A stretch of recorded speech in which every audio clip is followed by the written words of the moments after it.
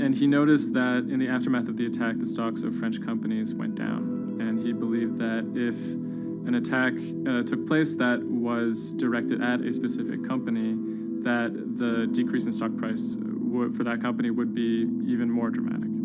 It never occurred to anyone that someone would do that out of greed. We now know that the suspect bought 3 different derivatives on the Borussia Dortmund shares. With all these derivatives, he bet on falling shares. The suspect bought the majority of these financial products on the 11th of April, the day of the attack.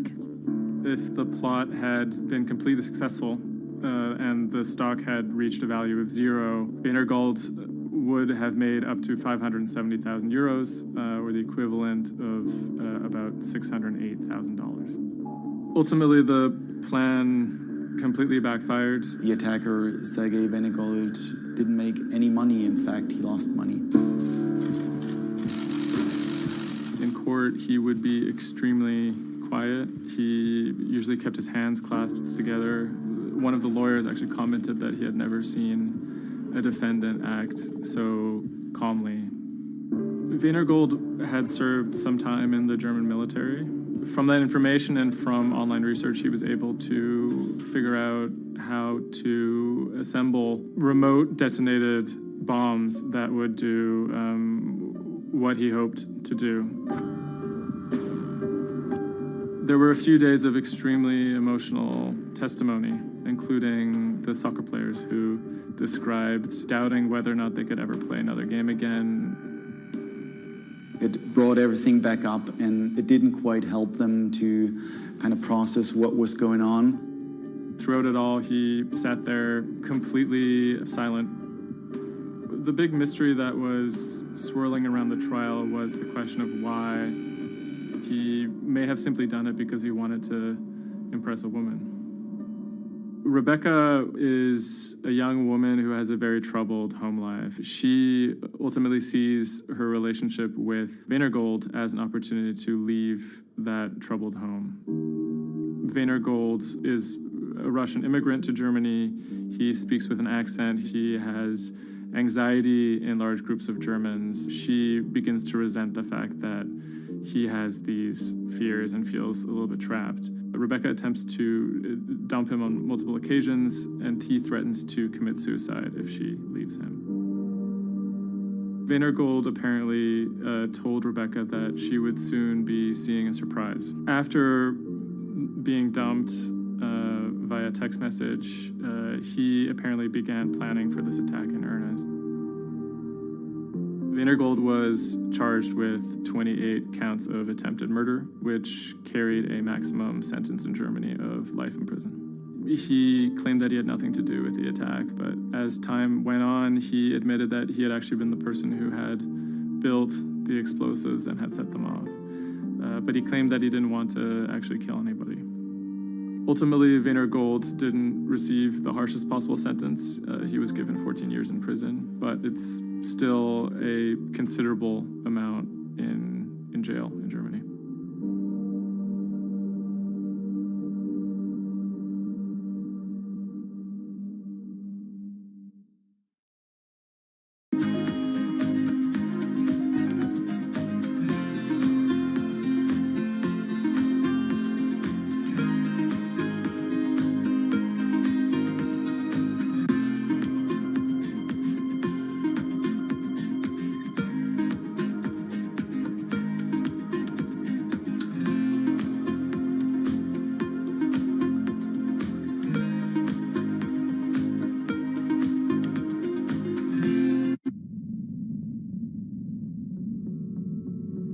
The threat of an asteroid hitting Earth is very real.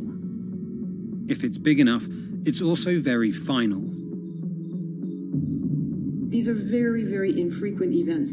The probability is not 0, though. A blinding flash of light streaking across the sky. About 100 tons of space rock falls on Earth every day. Most of it is so small it burns up in our atmosphere or lands unnoticed away from major populations. No human in the past 1,000 years is known to have been killed by a meteorite, and according to NASA, no large object is likely to strike the Earth any time in the next several hundred years. However, one thing is certain. We haven't found them all. There are thousands out there, and we don't know where they are.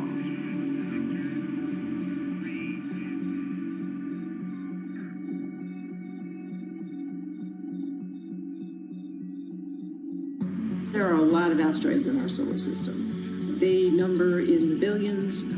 Scientists all over the world are working toward detecting and deflecting the most catastrophic of natural disasters. The race is on to find as many of these objects as we can. We have a way of calculating whether or not an asteroid is potentially dangerous or not. I mean, I think it's something worth investing in. It's our existence at stake, right?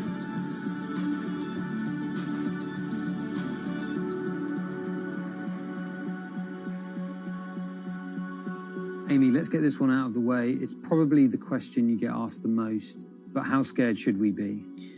Asteroids and comets are a natural hazard that's out there like a lot of other natural hazards. These are very, very infrequent events, these collision events where an object actually impacts the Earth. The most important thing that we need to know about asteroids is when the next impact is going to happen and how bad it will be. What we know is that an object that's about, say, a kilometer across is capable of causing very, very wide devastation across the planet, really, truly global devastation. The object that wiped out the dinosaurs was somewhere in the neighborhood of 5 to 10 kilometers across, so even bigger than that. At a kilometer, it's still going to be very bad and it will have global effects. For objects that are capable of causing what I would call sort of regional damage, kind of a large major metropolitan area, a city and its surrounding environment, sort of around 100-ish meters. It depends on the details of the composition and so forth. By the 1980s, NASA was cataloguing near-Earth objects. In 1994, stargazers watched as comet Shoemaker-Levy 9 hit Jupiter. The resulting zone of chaos was estimated to be as large as the Earth, and the event became a turning point in the search for asteroids and comets in our solar system. In 1998, Congress tasked NASA with finding 90% of asteroids and comets 1 kilometer wide or larger. Soon after, Hollywood blockbusters Armageddon and Deep Impact brought attention and fear to the masses. The great news is that the vast majority, more than 90% of all the really large 1 kilometer near-Earth objects have been found. The challenge now is working down to these smaller sizes that are still quite capable of causing a lot of damage, but they're just harder to spot because they're fainter, they're smaller. Can you give us a sense of how many are out there in our solar system? We know that there are a lot of asteroids in our solar system. They number in the billions. Most of them, however, are between Mars and Jupiter in what we call the main asteroid belt. This is a region of space where most of the asteroids in the inner part of our solar system live, and they stay there for many billions of years. There is another population, though, that kind of leaks inward and gets into the region somewhat close to the Earth, and we call these near-Earth objects. We think that there are millions and millions of near-Earth objects that are out there in the total population. As of today, we know of sort of around 20, 25,000, something like that. When we first spot an object, we really know very little about it. We just see something moving across the sky. So all you get is just sort of a handful of snapshots, just enough to be able to tell that this isn't an asteroid that we've already seen before. And then once we can calculate the distance to it, we can now start to make predictions about its true size. Is it large or is it small? So we have a lot of information that we have to get pretty quickly to really understand what's going on. Finding asteroids is just one piece of the puzzle. Planetary scientists are extremely skilled in determining the orbits and speeds of asteroids based on relatively small amounts of data. NASA runs simulations of the trajectories asteroids could take, which is useful but time-consuming. A team of scientists in the Netherlands have found a way that could buy us more time. Our method is very quick. So you can very quickly get an assessment of whether or not the object is dangerous or not. If you look at the classical way of determining the danger of an asteroid, it may take days of computing time on very big machines to determine this hazardousness. The current problem is that there's just too many asteroids out there to spend a huge amount of computational power on all of them. So the neural network allows us to focus on what really could go and pose a hazard to Earth. A neural network is a computing system that mimics the way the human brain operates to find underlying relationships in a set of data. By training the network in this way, you train it in recognizing those objects that are most likely to hit the planet. And once it's trained, you can apply this network to all the unknown asteroids. And then you can make a selection and saying, hey, these are the ones which appear to be having orbits similar to the ones which we know are hitting the planet. That doesn't mean that they do, but it only means that they look very similar to the ones we know they do. What else did you find? Should we be particularly concerned about anything? One thing that we did find is that our neural network was able to go and identify a handful of asteroids which weren't considered potentially hazardous, that when we went and integrated them forward in time, they came quite close to Earth. We find a handful which were not detected before or not considered being dangerous before, and we think they are potentially dangerous. It's very hard to simulate kind of going forward in time an asteroid that's going to hit Earth because, well, the Earth is really small and, well, space is really big. And then you have to have very exact parameters to shoot an asteroid that goes and hits exactly Earth. And then Simon had the ingenious idea of not even trying to do that and just launching the asteroids from Earth's surface and integrating backwards in time. It's very hard to make it hit. So you need a lot of calculations which all end up in nothing. And the idea was then like, well, let's not do that. This is basically what NASA is doing. NASA is taking an asteroid, making multiple copies of them, shooting them all forwards in time, calculating their orbits, and then see what fraction sort of gets close to Earth. Not even hitting Earth, but getting close to Earth. And that they call it a potential impactor. So you calculate the solar system forwards in time for, let's say, 1,000 years. And then you launch asteroids from the surface as if you go forwards in time, would fall on the surface. You calculate them backwards to today, and then you get your orbital parameters of today's asteroids, which you know will land on the planet. And those you can use as known impactors and compare with all the other asteroids in the solar system. Can simulations and AI, can those things fill in the gaps where perhaps telescopes and other imaging tools can't? Absolutely. Since the observations get more complex, the physics gets more complex. And if the physics get more complex, the mathematics becomes more complex. And at some point, you can't solve your problems analytically anymore. And then this is where the computer comes in. Now we have this trained neural network. We have a way of calculating in a fraction of a second whether or not an asteroid is potentially dangerous or not, and therefore deserves more attention or more time to spend on for really finding out if it is dangerous. When it comes to hunting asteroids, time is critical. What we can do about a potentially hazardous object depends a great deal on what we know about it and how much time we have before the encounter. We'd really like to find them when they're decades away, because the more time you have, the more options you have, and the less energy it takes to move an object aside. It also means we might not have to resort to launching a nuclear warhead at an asteroid. Until recently, pretty much our only choice. That's an option of last resort, in my opinion, yes. We have lots of options available. You can just simply bump into the object and just nudge it out of the way. That's one possibility, and that's kind of, in a way, sort of the simplest thing to think about, just nudging it off its path a little bit with, a massive object, a spacecraft, let's say. It's just kind of like bowling, if you will.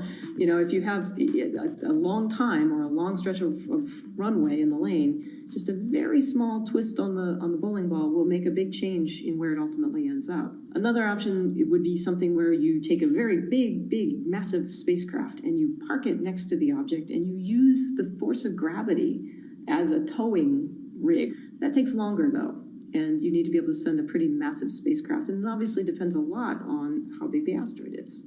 Other options start to get more and more complicated, and they range from painting one side of the object a white color and painting the other side dark, and then letting the pressure of light sort of perturb its orbit.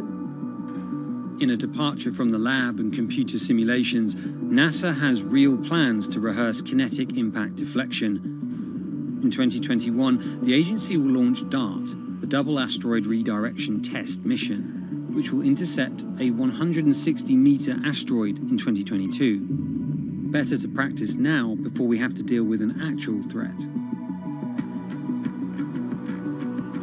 In the meantime, discovering asteroids is our best bet. Thousands of scientists and amateur astronomers around the world make up an informal network that survey the heavens. But that may not be enough. NASA wants more resources to map our solar system and better technology. We need to ramp up our network of sensors, and also we need to just continue to strengthen our network of international observers so that we can get follow-up, because we find these objects when they're distributed all over the night sky. Once we get more observations, we get better data, we can make better predictions. If you look at the big impactors we have had in the last, let's say, 20 years, or maybe 30 years, or 50 years, most of them we haven't seen coming. So the danger, the real danger, I think, comes from the objects we don't know about, and not from the objects we do know about. This particular natural disaster, like a lot of natural disasters and like climate change, is a problem of the global commons. So the thing that we risk collectively is that it sort of then becomes nobody's problem, and nobody takes ownership over it. The asteroids are all over the sky. They just truly cross boundaries and borders with a second's notice. I kind of imagine in the future, maybe lots of small satellites around the Earth that are always going and looking outward. I mean, I think it's something worth investing in. It's our existence at stake, right?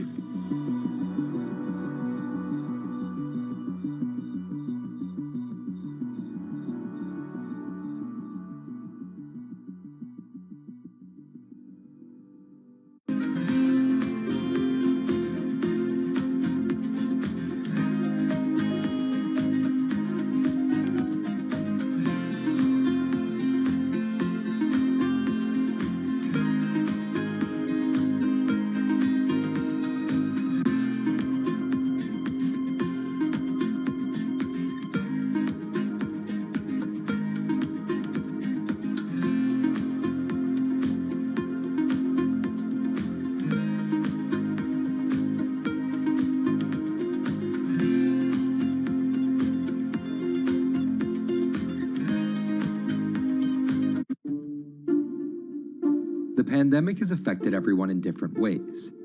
Some pass the time by baking. Homemade sourdough bread. Do I need to say more? Some chose to binge watch Netflix. It's your game. Or maybe you started a garden oasis in your backyard. Next, I'm going to put my lettuces in. But for millions of others, I'm going to be posting stocks that will boom. They wanted to uproot the financial industry. Let's just lock it on up and take $15,000. Here's a stock that can change your life. I see a stock going up and I buy it, and I just watch it until it stops going up, and then I sell it. I have gained over $3 million. I want some free money. I don't think you can overstate the online communities or social media's influence on financial markets. A large group of inexperienced investors who discuss their plans on social media platform Reddit have shaken up the stock market in a big way. The stock that everybody's talking about right now is GameStop. Video game retailer GameStop is set to continue their head-spinning ascent today. The revolutionaries on Reddit are spanking Wall Street's ass. The more these stocks go up, the more the big guys are getting creamed and losing billions of dollars. This isn't a wealthy person's game anymore. Anyone can play it. I took up a little bit of a new hobby, and I am interested in day trading. As an investor nowadays, you don't have to look a specific way. You don't have to wear specific clothes. You don't have to be doing it from a trading floor on Wall Street in like a high-rise building in downtown Manhattan. The narrative of what's driving the markets is no longer being held in secret offices in New York and Boston of privileged people talking to other privileged people. It's right out in the open. It's on Twitter, it's on Reddit. From brokerage apps to Discord channels and subreddits to TikTok finfluencers, one of the last holdouts in the world of disruption, finance is next in line.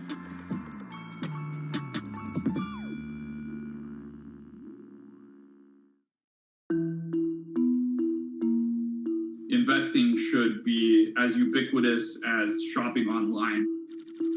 That's Vlad Tenev, the CEO of Robinhood, the online brokerage app, talking about how he wants his app to disrupt the world of stock trading like Amazon disrupted the world of home shopping. And I think that speaks to exactly the mission that a platform like Robinhood has, which is to democratize investing. Robinhood was started in 2013 by Vlad Tenev and Baiju Bhatt, in, where else, Silicon Valley, as an alternative to the big brokerages, but with one big difference. As they were building the social network around finances for people, they realized that there was a gap in the market and that free trading could become something that they could bring to the markets, they could disrupt the industry. While no-fee trading is industry standard today, it was unheard of when it was first introduced. The online brokerage industry was really innovative when they came on the scene 10, 15 years ago, but they kind of stopped innovating where you haven't seen those commissions come down beyond $5 or $6 or $7. Robinhood think that by offering zero commission that they're going to push people onto this platform. And on top of no-fee trading, the customers Robinhood was courting have been long overlooked in the world of finance. So the typical customer of a Charles Schwab, for example, is putting a lot more money in that brokerage account than the typical customer at Robinhood. Even today, with all of its popularity, the median account size is about $240. There's Fidelities in the Schwabs and the E-Trades of the world. They look down their nose at those kind of accounts. I don't want a $1,000 account. They're just a headache. I want a $100,000 account. And this is key here, right? Because the thing about Robinhood that's different than every other single brokerage platform is how easy it is to use. The design of the Robinhood app really has in mind a user who might be coming at this absolutely cold. The fonts are very well sized, the shapes, the colors, all of that is something that the founders of Robinhood paid really close attention to. And by creating an interface that catered to a newer investor, they were able to gather a pretty healthy group of customers. And by 2019, they had about 10 million customers.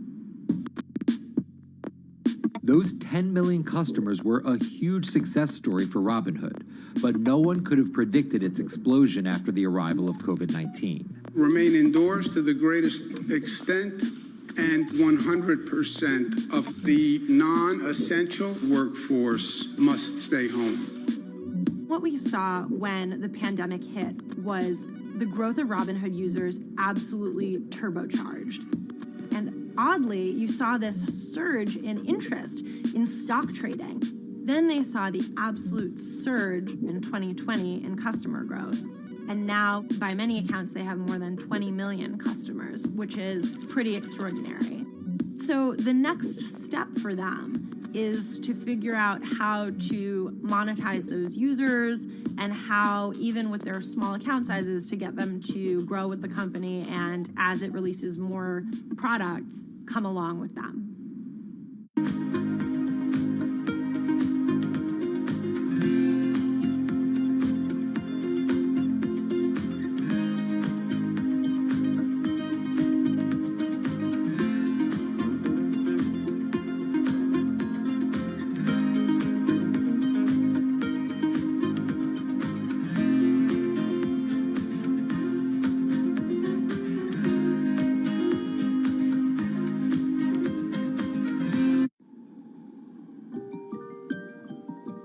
Robinhood would become one of the COVID economy's breakout successes. Robinhood traders, as they're called, became the shorthand explanation for the frenzy of often speculative retail investing after the pandemic lockdowns.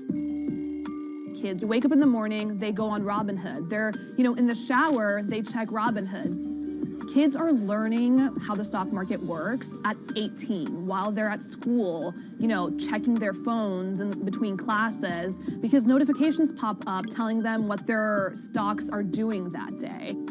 With these new tools, millennials and Gen Z are investing in the market in ways their parents could have never even dreamt of. That is sort of key when we talk about the divide between older and younger generations, is that the younger generation was exposed to so much more information and tools at their disposal to do what they want in the market. The older generations, you never had the technology or the cost structure that you could play the markets like you can today. So you were stuck with giving your money to a professional investor and paying them a fee to do it. When I speak to young kids, they tell me, I'm making mistakes. I'm losing money. I'm not a perfect investor, but I'm 18, and by the time I'm 30, which will be, 10 years from now, I'm gonna have interacted with the markets for a decade. And so it's a learning experience more so than anything else.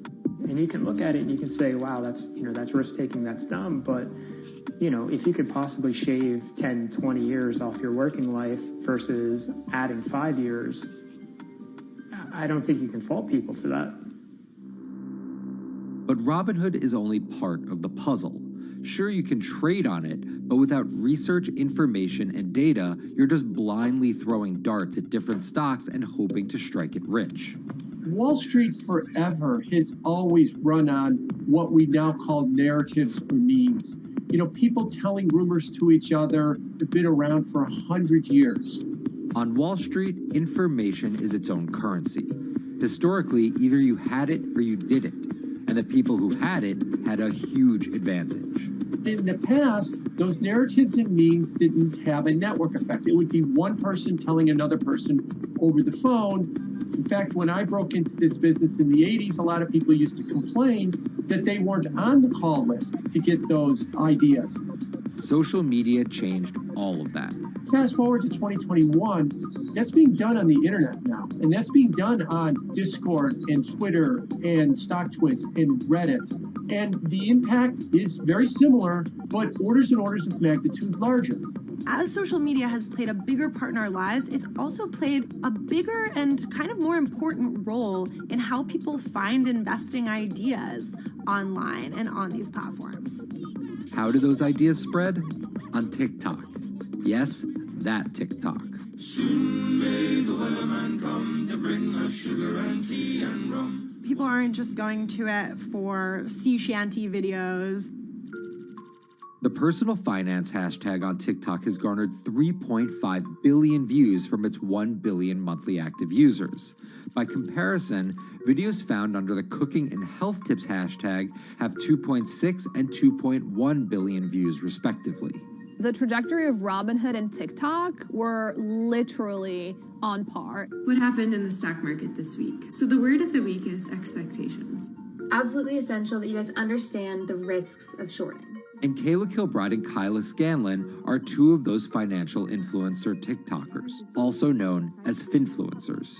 I think people still care about fashion, they care about culture, but it's also like there's this big behemoth thing called the stock market that we really don't know a whole lot about, and it's gatekept behind the industry. And so people want to unpack that. And so my audience is, a lot of them are younger investors who are looking to hone their skills. Tech and write-up. Kyla and Kayla are two of the more, let's say, professional TikTok influencers. The Tesla ARK Bitcoin Biotech Risk Cluster. I've been trading since high school, and it was a really interesting way for me to fill out my decision-making frameworks and to think about thinking. And I think that the more that we can have people thinking about finance, the better that we're going to progress as a society. I think it's a huge gap in our educational system. If you're going to buy an option for a stock you think is going to go up, it's a call. So think of it like this. I made the options video where I was like, options are just like shopping. Rumor has it that this pallet's about to go up in price. So if I come in tomorrow, can I still buy it at said price? And a ton of women just attacked that video and were like, you explain things so much better than my boyfriend or my professor, or I could sit and listen to you all day. And I was like, this is what I was looking for. But TikTok's algorithm does not reward calm and measured videos about responsible investing. It rewards this. Watch this video for 30 seconds and you'll be rich for the rest of your life. I try not to say the A word, the ALGO word, because TikTok listens to us. The algorithm does impact how you feel. You do notice which videos do better versus which videos do worse. How do you catch someone's attention in less than 60 seconds? And how do you make it something that they're like, I need this in my life? Nearly impossible to do that in 60 seconds. But the people who perfect it are the people that you're going to watch and going to stick around. And where people are sticking around? Reddit. And its nearly countless subreddits about finance.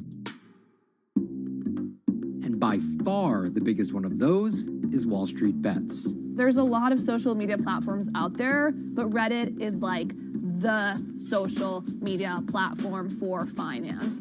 Places like Wall Street Bets is where it all goes down. started in January 2012, it wasn't long before Wall Street Bets adopted a 4chan-like etiquette, leading to their tagline, like 4chan found a Bloomberg terminal.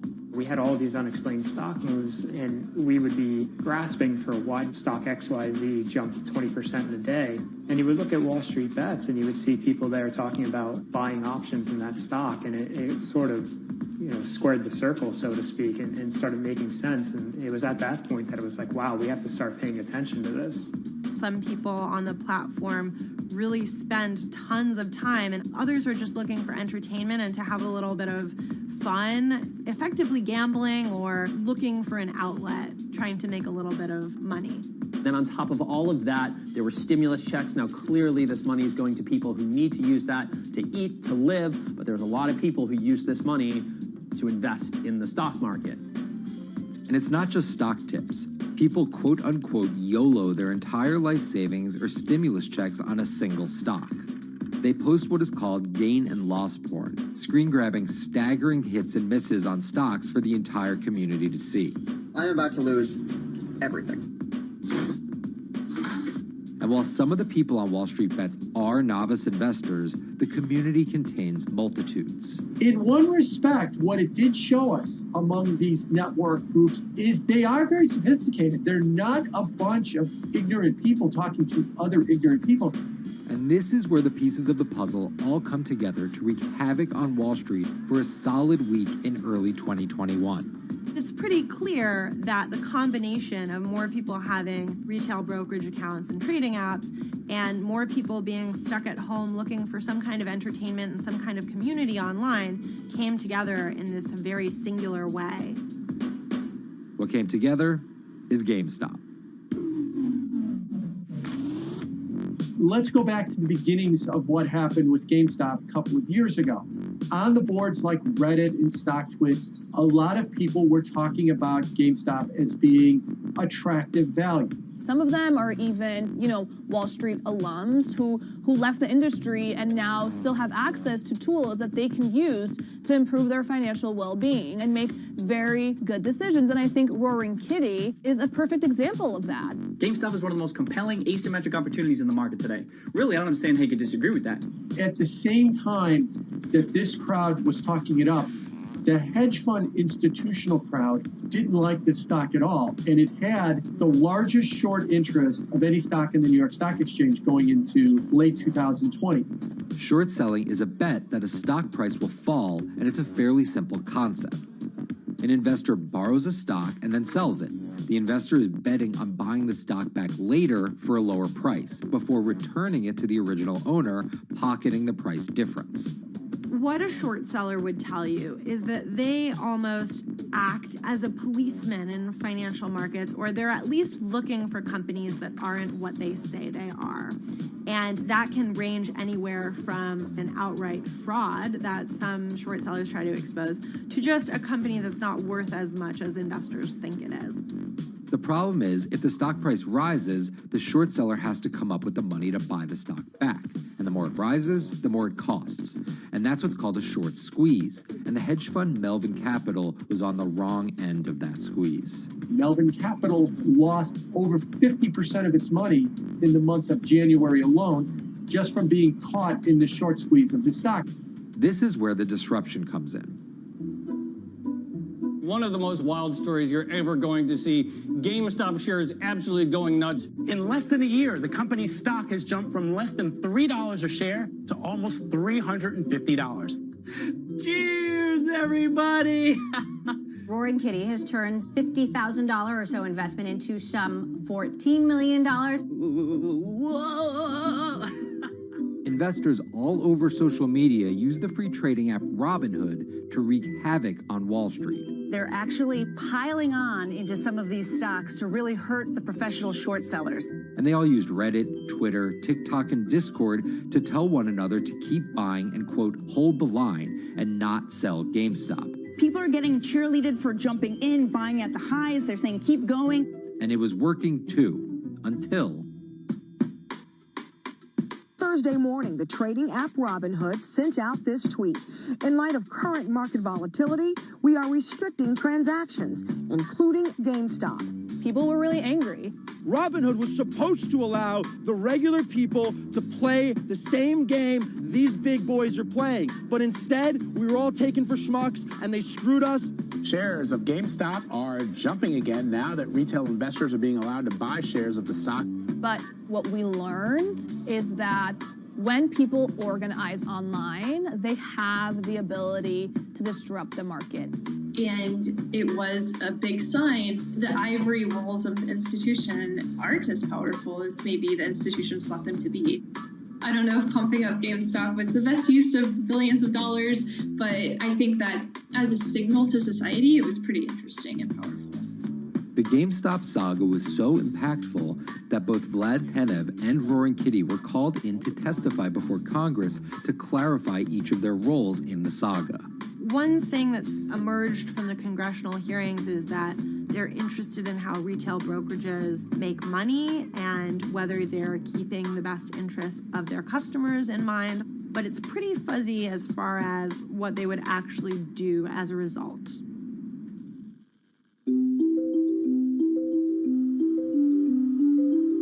While the frenzy around GameStop eventually subsided, it didn't take long for retail investors to find other areas to invest their money. Take a look at Bitcoin going bananas over the weekend. Bitcoin forms a brand new all-time high. It was after GameStop started to drop that we saw Bitcoin really go up to over 60,000. How much further does this rally have to run? It's compelling to say that money shifted from one venue to the other. While correlation doesn't equal causation, there's a chart out there showing an inverse correlation on meme stocks going down and cryptocurrencies going up. There's definitely an aspect where people are making money on stocks and then moving, they're agnostic, they're not hedge funds. They can invest wherever the hell they want. It's a classic sort of momentum trade. They're going to wherever the winners are and they're willing to jump on and, ride it. So whether it's meme stocks like GameStop, meme coins like Dogecoin, or entirely new ways to invest in art like NFTs, the new kind of retail investor is making its presence known. Over the next 10, maybe 15 years, you're going to continue to see, whether by choice or by force, that baton go from older generations to younger generations. I don't think any single app is going to be the thing that disrupts. I think people are the disruptors.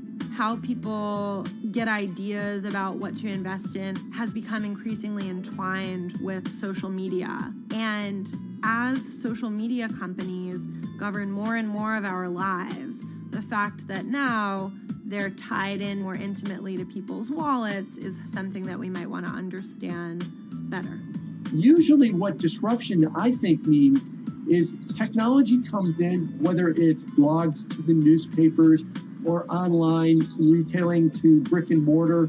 They come in and they're in the same business, but they just do it in such a gigantic cost savings that it causes everybody to switch. Well, that's the risk that happens here, is that it's so much cheaper to just manage your own money. We're not there yet, but costs and conveniences are moving in that direction. So I'd say, Wall Street, you haven't been disrupted yet, but you could be in the coming years, and that the final chapter on this story hasn't been written.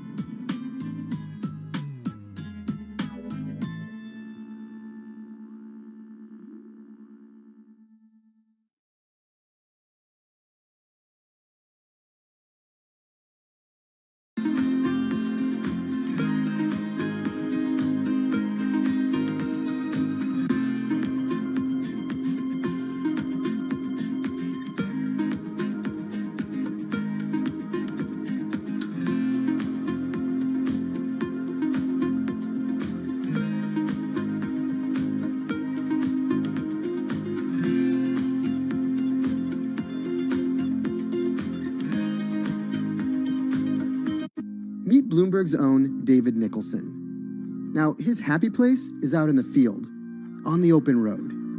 But like the rest of the world lately, he's been working from home a lot more than he's used to.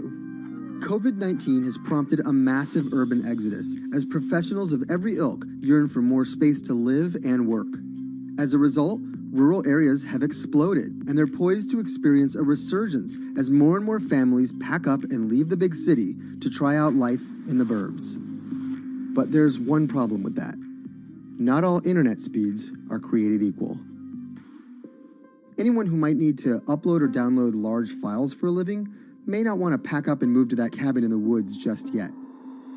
Now, David's house isn't a cabin, but it is in the woods, and inexplicably, his internet is workable. My internet is okay. I pay a lot for it. It's around $140 a month.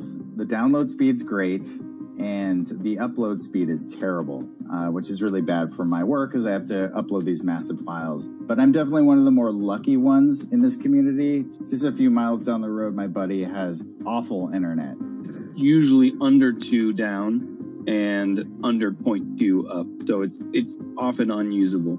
Some days it's around 1, and other times it'll drop down to about 0.2, 0.3. I just want to be able to have internet at my house without having to go outside the normal ways of acquiring internet. It's really frustrating. We're literally miles, a few miles away from downtown, and it just cuts off.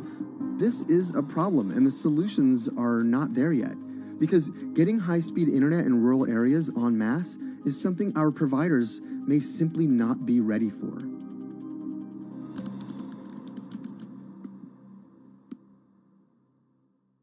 If your internet service doesn't have fast download and upload speeds, then you don't have high-speed harmony. You have. Americans on average pay about $70 a month for internet at home. But in rural areas, it could cost a lot more for a lot less service. So the pricing for a fixed wireless provider here can be something between $80 and $150 for about 25 megabits per second. However, gigabit service, which is 1,000 megabits per second and symmetrical, is running at about $119 a month or $130 a month. That's John Paul. He co-owns Spiral Fiber, an internet service provider here in Nevada County, California. And for the past 10 years, he's been trying to bring an affordable fiber optic network to town. It all started when he applied to be part of the pilot program for Google's fiber service. Across the country, civic boosters have been going to extremes, chanting, singing, Google in the morning, and marching, trying to get the search engine giant to look at their town. The internet these days is crucial to be in the world, to be a part of the world, and to be connected to your community. Google ultimately went with Kansas City, Missouri, which left Paul on a mission to get funding to lay out fiber optic networks for gigabit service. Over the next several years, he would attend conferences and pitch venture capitalists and apply for grants to make his vision come to life. One of the biggest roadblocks to building infrastructure for the internet here in the United States are the existing large providers. They have their land staked out. They would prefer that nobody come in and compete against them. In 2013, we applied for a grant. We went down and met with the commissioners at the California Public Utilities Commission. It was an arduous process to get funded, but we finally did against all odds. We got a $16 million grant, and then we went out to seek venture capital. Then, in March of 2020, the pandemic hit the world. Everybody got locked down, and everybody came home, and everybody started using the internet. And I remember seeing on one of the local fixed wireless providers' websites, they've said, hey, we know you're all staying home, but please don't use too much video, and please don't use too much bandwidth. And I thought, that doesn't work. The U.S. connectivity gap is far greater compared to countries that are considered its peers economically. Some developing nations actually have better internet than rural America, like in Kenya, which has a state-of-the-art fiber optic network fed in from their coastline. The American connectivity gap does largely affect rural areas that are either outside of service coverage or simply prohibitively expensive. This is Rebecca. She and her family moved to Nevada County just a couple miles down the road from David. They took for granted that high-speed internet would just exist in the area, and it's not something they even bothered to check on before buying their house. Turns out, all they got was dial-up. We wanted to move where we had a little more space, room for the kids to run around, just be out in the mountains a little bit more. Having come from a bigger city area where Wi-Fi is pretty readily available, we hadn't really considered that in our purchasing of the house, whether that would be an option or not. When school started, and now that we are remote learning with our children and we're doing everything from home, we didn't have the option to do that at our house. So every day when school would start, we'd have to pack the kids up and we'd go to my in-laws' home. They have a little cabin up in this area that does have Wi-Fi already. Rebecca's situation is the norm in rural America. According to data from the Federal Communications Commission, just 4% of urban Americans lack access to broadband internet. That's compared to almost 40% of people who live in rural areas. While that was the case, there were also racial and socioeconomic divides in terms of who had that access. In addition to that geographic difference, low-income African American students, Latino students, and first-generation college students were more likely than others to have only one device at home that's shared among multiple siblings and or lack access to that actual connection. For most American towns, there's also a lack of competition, forcing internet prices up. And large providers like AT&T and Comcast aren't incentivized to expand service to these rural communities. This is how Xfinity makes life simple, easy, awesome.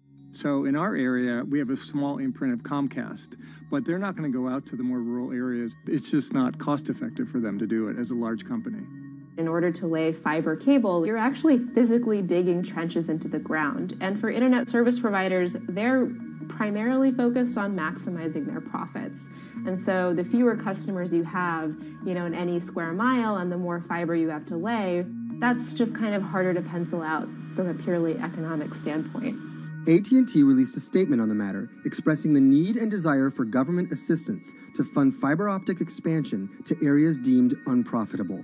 Comcast released a similar statement encouraging more public-private collaboration on this effort. Federal agencies do offer grants to help communities build broadband networks, but many have argued that there's not enough flexibility on how to use these funds.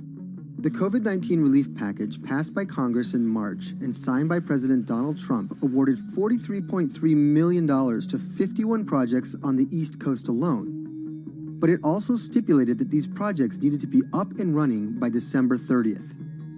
For contractors who plan projects months and years in advance, it's a scramble to rearrange their schedules to meet that deadline. So what we've been asking the federal government to consider is at least have, as long as the projects are getting started, knowing the projects are being put into place to expand both remote learning, working from home, and opportunities like that that are truly driven from COVID. We're moving as fast as we can regardless, but hopefully they'll give us some more time. Talking to John Paul, it's clear that he believes broadband is something that can transform a community and should be considered a public good. One of the first communities to come on in the United States with full-on gigabit service was Chattanooga, Tennessee. Now, they're a bigger city, but they're a city that was economically in a downturn. In the last 15 years, the city of Chattanooga has turned around in an amazing way. It's a nexus for young people to move to. It's a place where technology happens. It's not just about logging on to Zoom, to connect with your colleagues who might be in New York City. It's also your ability as a small business, operating in the town of Nevada City or wherever it may be to, quickly upload your payroll documents or something onto the cloud or to quickly, swipe a customer's credit card. There's just some really basic business functions and mechanics that I think people in big cities really take for granted and that are just going to be a much bigger challenge for small business owners in rural areas.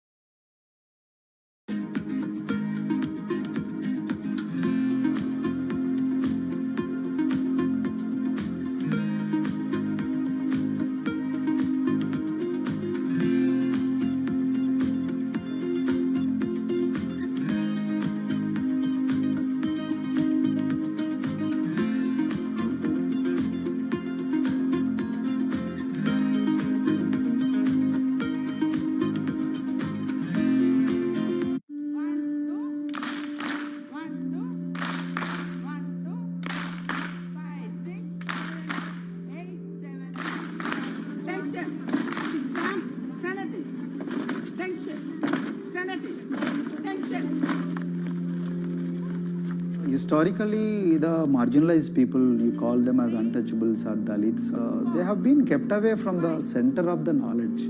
Once you are born into a caste, it is very difficult for you to grow beyond that. You are stuck in that identity.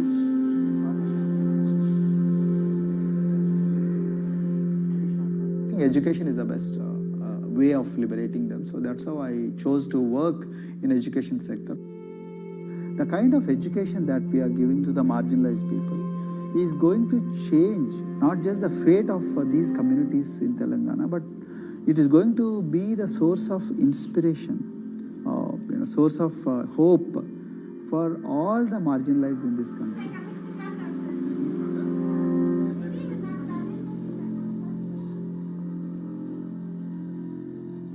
Greatest blight in India is the system of caste. For generations of Indians, the social code known as the caste system has defined how people earn a living and whom they marry. Although outlawed 7 decades ago, castes remain a significant factor in deciding everything, from family ties and cultural traditions to educational and economic opportunities. Dalits, people who are on the lowest rung of the caste system, constitute almost 1/5 of India's population of 1.3 billion. Not able to afford the high tuition of private schools, many are forced to attend government-funded institutions, which in the past have suffered from poor infrastructure, lower education standards, and high student-to-teacher ratios. But Dr. Praveen Kumar is trying to change that.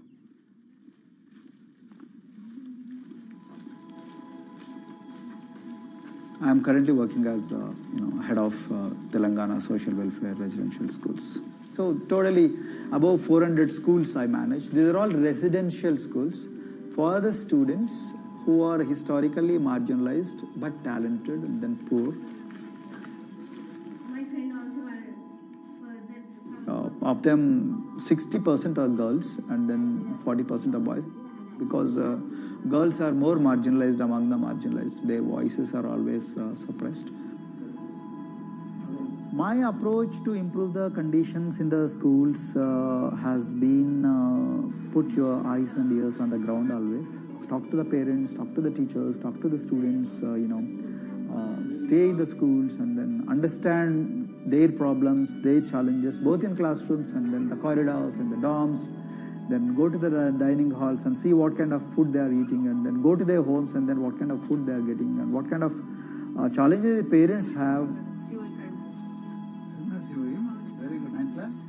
One of the important changes that I brought in after I took over was to complete the transformation of mother tongue to English medium, because English medium, as I said, English is the language of emancipation. A language that connects you to the whole body of knowledge in the world. So we had to train a lot of teachers. Refer to the dictionary also, okay, and find out the new meanings. As well as you're going to describe about. Hey, Richita, how are you? Hi, Sindhu. Fine, thank you. And how about you? I'm fine too. It's been a long time. Identity is extremely important. There is a scientific evidence to prove that your sense of identity is extremely crucial to your growth as a successful human being in your life.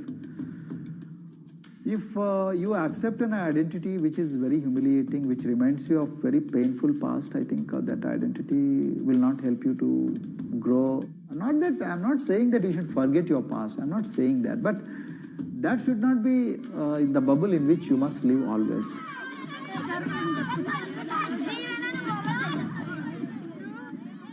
Sweros is an alternative identity. S stands for state, W stands for welfare, Aero, SW and then Aero is Swero.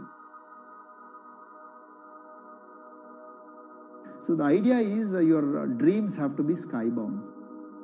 So that is what we are trying to achieve by changing the identities. Like, you say, I'm a Swero and I aim to be a doctor. I am a Swero, I aim to be a top-notch engineer. I am a Swero, I aim to be a top bureaucrat of this country.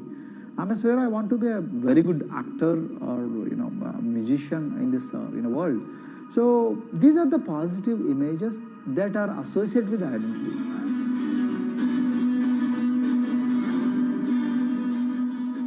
just to give an example to you. In 2012, in our institution, we used to produce about 6 doctors per year. But because of our, this self-liberating ideology of spheroism, we have, this year, we have produced about 189 doctors. This is phenomenal for any poorest of the poor people. You know how difficult it is to get into medical colleges in this country. So, but today, because of this ideology, the students have been able to achieve this, feat.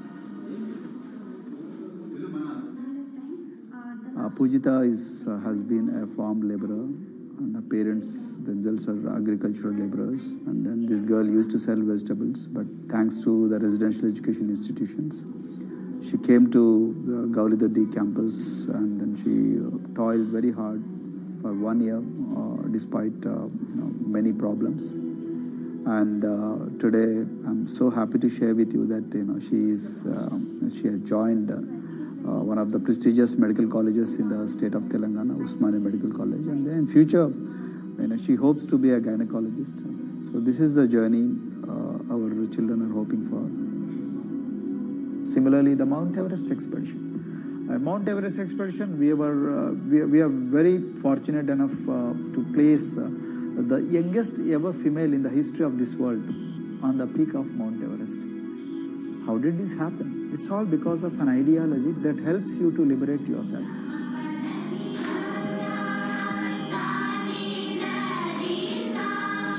We brought a lot of extracurricular activities, and most of them got institutionalized now. So, for example, music.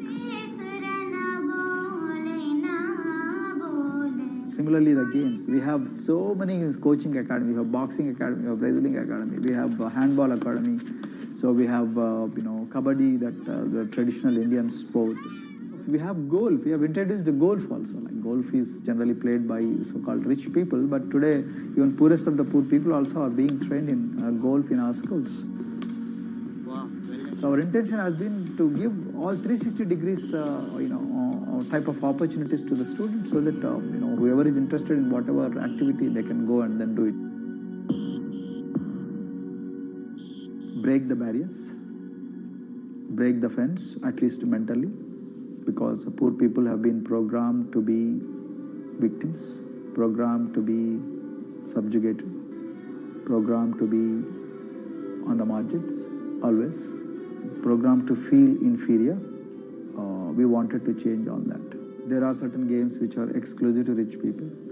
There are certain languages which are exclusive to middle class and upper middle class in this country. To put it in one word, the sole aim of introducing all these co-curricular activities is to break the stereotypes which are recklessly imposed on these people. Their stereotypes Dr. Kumar knows all too well. Born a Dalit, his grandparents were labourers and access to the village well was restricted. Dr. Kumar credits his parents' belief in the power of education with helping him realise his aspirations. He went on to join the Indian Police Service, attended Harvard University, and then began pursuing educational reforms back home. I attribute whatever I am today, it's to my mother primarily.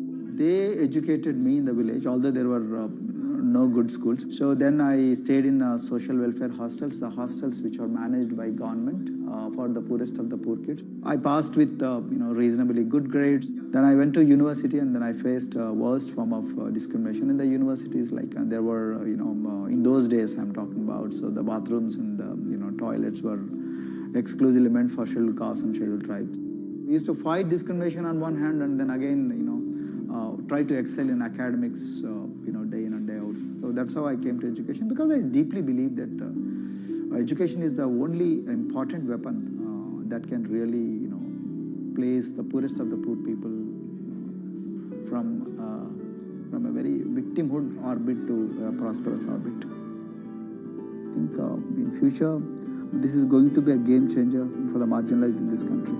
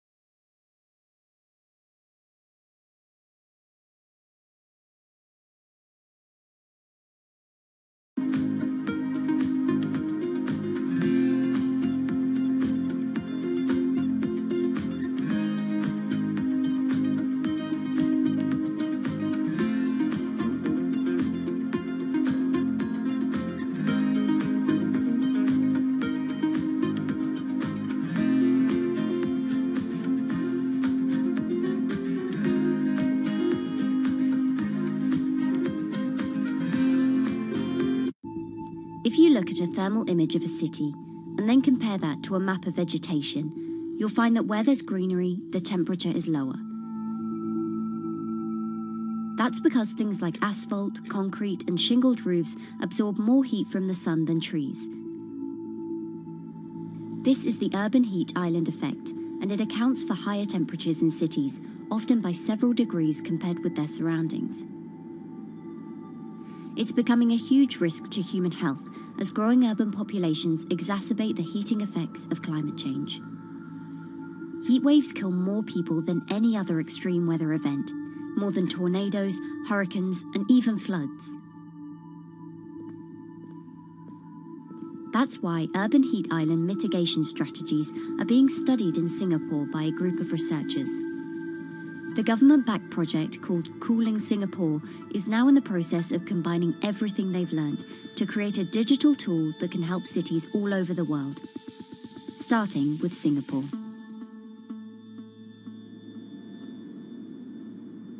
In Singapore, close to the equator, temperatures regularly rise above 32 degrees Celsius or 90 degrees Fahrenheit. And the city structures only make it worse. And that is also the case for Singapore, which is basically a concrete jungle, more urbanized, more developed city. And even in Singapore, what you have is a situation whereby there's a temperature difference of 7 degrees Celsius between the more urbanized and the more rural areas. The government has taken drastic steps to keep temperatures down. This is Gardens by the Bay, an award-winning park, and inside this greenhouse is a pleasant 24 degrees. That's because the dome, along with 24 nearby towers full of thousands of people, is chilled by what's probably the world's largest underground district cooling system. It uses a large central plant that cools water and then pipes it into banks, residential towers, an exhibition centre, shopping malls, and the city's iconic Marina Bay Sands hotel and casino complex. So one of the biggest perks of using this system for the buildings is that they can save 40% in terms of electricity usage compared to your traditional air conditioners. And with Singapore relying on natural gas for most of its power, this new system means emission savings equivalent to removing 10,000 cars from the city's roads. That has big implications for the rest of the world.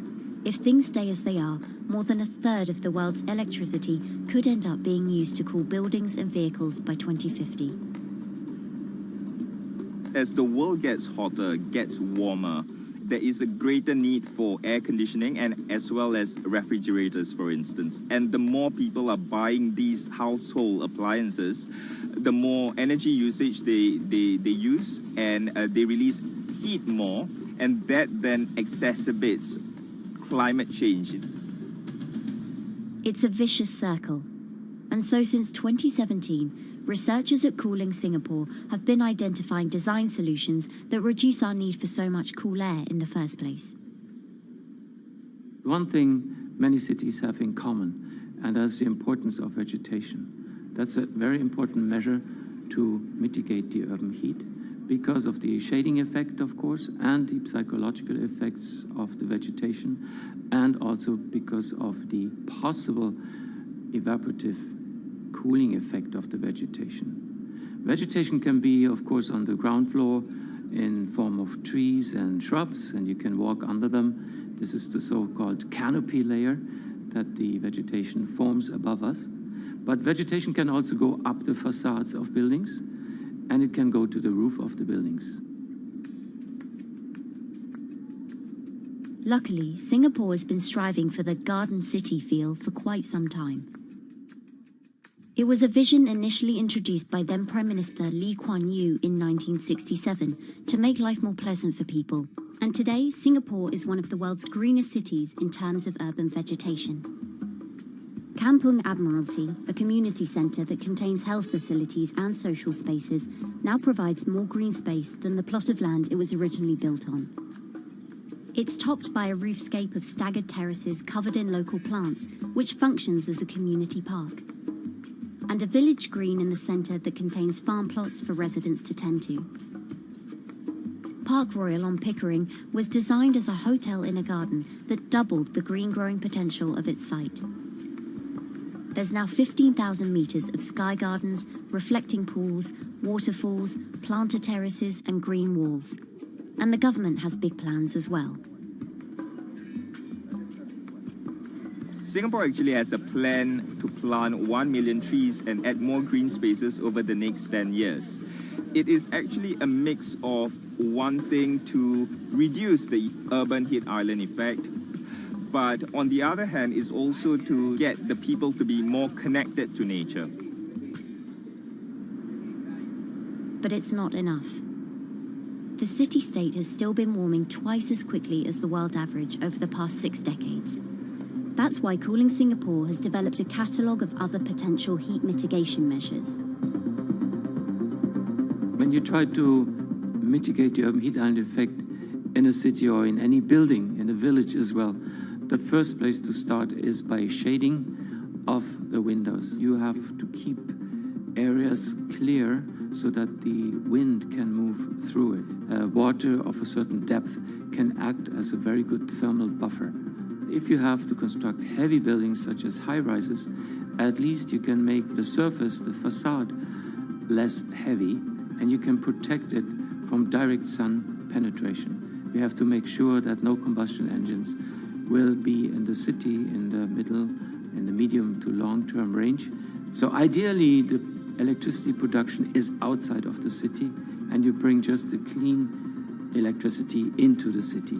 You can at least minimize the use of energy in the city, and you can start to slowly convert the roofs, the facades of the city into production areas for renewable energy.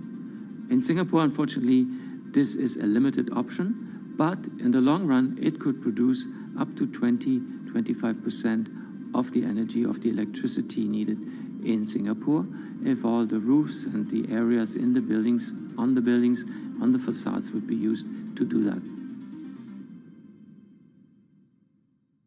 With so many different ideas, Cooling Singapore is also designing a virtual model of the city to test them out.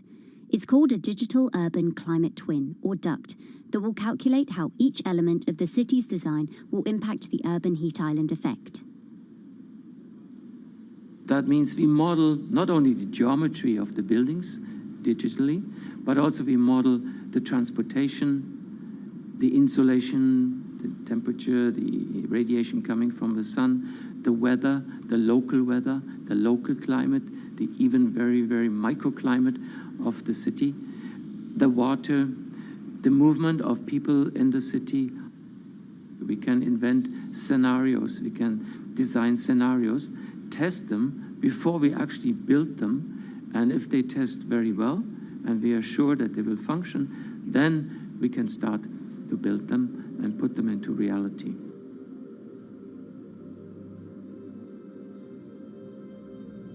Singapore will be using this new tool to figure out which actions it should take next.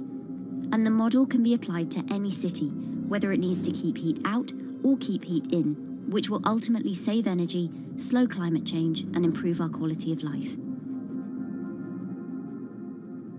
So this is something that Singapore will be able to export, maybe even together with its city development systems that it already has.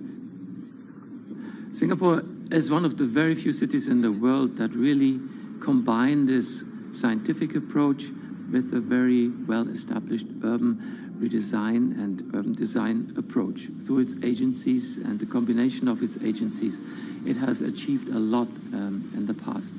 If it keeps following the scientific path and the combination with the other knowledge in the city already, we think that it will be a very comfortable and very livable city in the future, even more than today.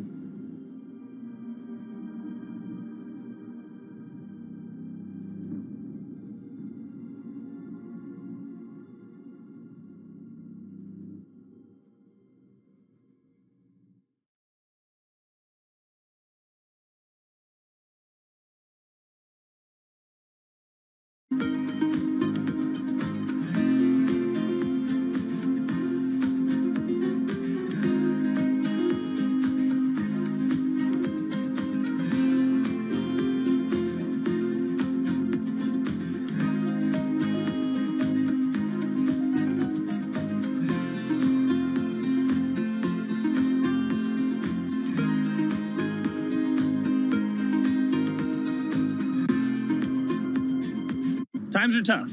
Jobs are scarce. It's risky to be outside and around others. Seems like there's very few ways to make extra money during a pandemic.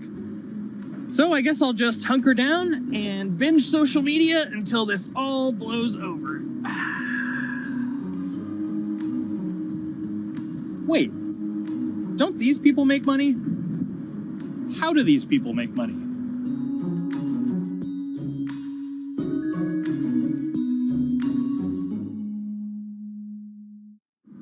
Streamers, YouTubers, Twitch stars. How do they make money? Is it a lot? Is it a lot of work? I know, I gotta ask somebody in the biz, and I got just the guy. Austin John Plays. This is your full-time job now, right? As of November of last year, yes. This was always just kind of like a side thing. Like any money that I made from doing my videos and whatever else, I never touched that because I didn't really think of that as being like real money. And then it started coming in more and more. And then it was like I hit my first day that I broke $1,000 and I was like, this is actually going to be money. How did the YouTube channel come to be? When the game Pokemon Sun and Moon came out for the 3DS, there was like things that I learned about the game, and then I wanted to just share that information with people. And at the time, I didn't have any way to capture a screen or anything, so I found like generic footage, and I kind of put it all together with so much editing. And that video got 6 views. And then 2 days later, I made another one. And that one got 12 views. And then I just started pumping out more and more content, and people were like, this guy knows what he's talking about. It really just started building on top of itself, and then it was like, my channel really focuses on tips and tricks. So I play a straight 18 hours, and I'll finish the game or get to about the 40-hour mark, and then I'll make my first video. While I'm going through, I have a giant notepad and just scribbles everywhere, and I make these notes of like the things that stumped me, so I know the things that may stump other people. What do you need to think about if you're building your YouTube channel? 1, you need to do something that you're passionate about. Not that you like, not that you think you're gonna make money on, something you're passionate about. The other thing is something that other people are passionate about. It holds a special place to them. And third is, it needs to be something that people are gonna seek out information on. In order to enter into the marketplace, you either need to be better than everyone else, you either need to be faster than everyone else, or you need to be more accessible than everyone else. And you can't be more accessible because it's already on the platform. Granted, if you understand how the algorithm works, which is very similar to Google Analytics, then yeah, you can have a little bit of a head start. But if you're not doing it faster, and if you're not doing it better than everyone else, then why should anyone watch your channel? So my income as a YouTuber kind of breaks down to 3 different ways. 1, which is the bulk of it, which is ad revenue. Whenever you go and you watch a video and then there's an ad and then you wait 5 seconds and you hit the bottom right corner and then you go on to the next video, or a non-skippable ad, or the video starts immediately, you get the little banner ads at the bottom, or if you scroll down from the video, the first thing that shows there is an ad. Those are the 4 different types of ads that can appear on every single YouTube video. And all of them pay a certain amount. It varies on lots of things, like the country of the person who posts it, the country of the person who watches it, the time of year, where you are in the quarter, if there's anything going on with a reduction in ad revenue. Like, great example, COVID-19, companies weren't spending as much on advertising. So because of that, CPM went down. CPM stands for click per thousand. I'm using the Roman numeral for 1,000.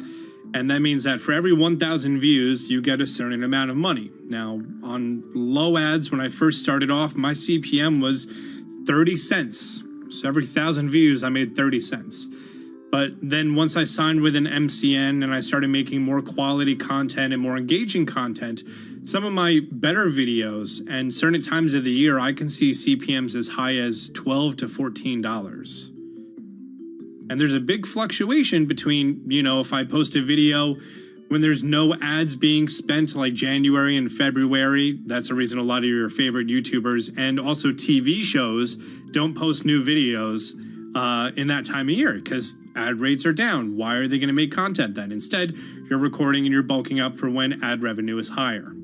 The second way that a YouTuber makes income is support, crowdfunding, things like that. When I first started off, Patreon was really the only option, but then they started rolling out supporters and members for YouTube channels. So whenever I have a live stream, you can click a button and then you can become a member, and then you get special icons next to your name. I believe they're called badges. Or on any video, you can hit the join button, and that helps support the channel. And then the third aspect of that would be merch. And for me, my merch has been somewhat basic. In fact, I'm wearing one of my t-shirts from last year right now. You have to endure the times that your first video gets 6 views, that you posted on Reddit and they say, shut up, and then an auto mod bans you. You have to go through that, because until you go through that and you discover why you're doing it, you're not doing it for other people, you're doing it for yourself. If you're not loving what you do, then it's not worth it. Huh. So make a channel about something that I'm passionate about. Oh, sweet. I guess I can make the channel about that.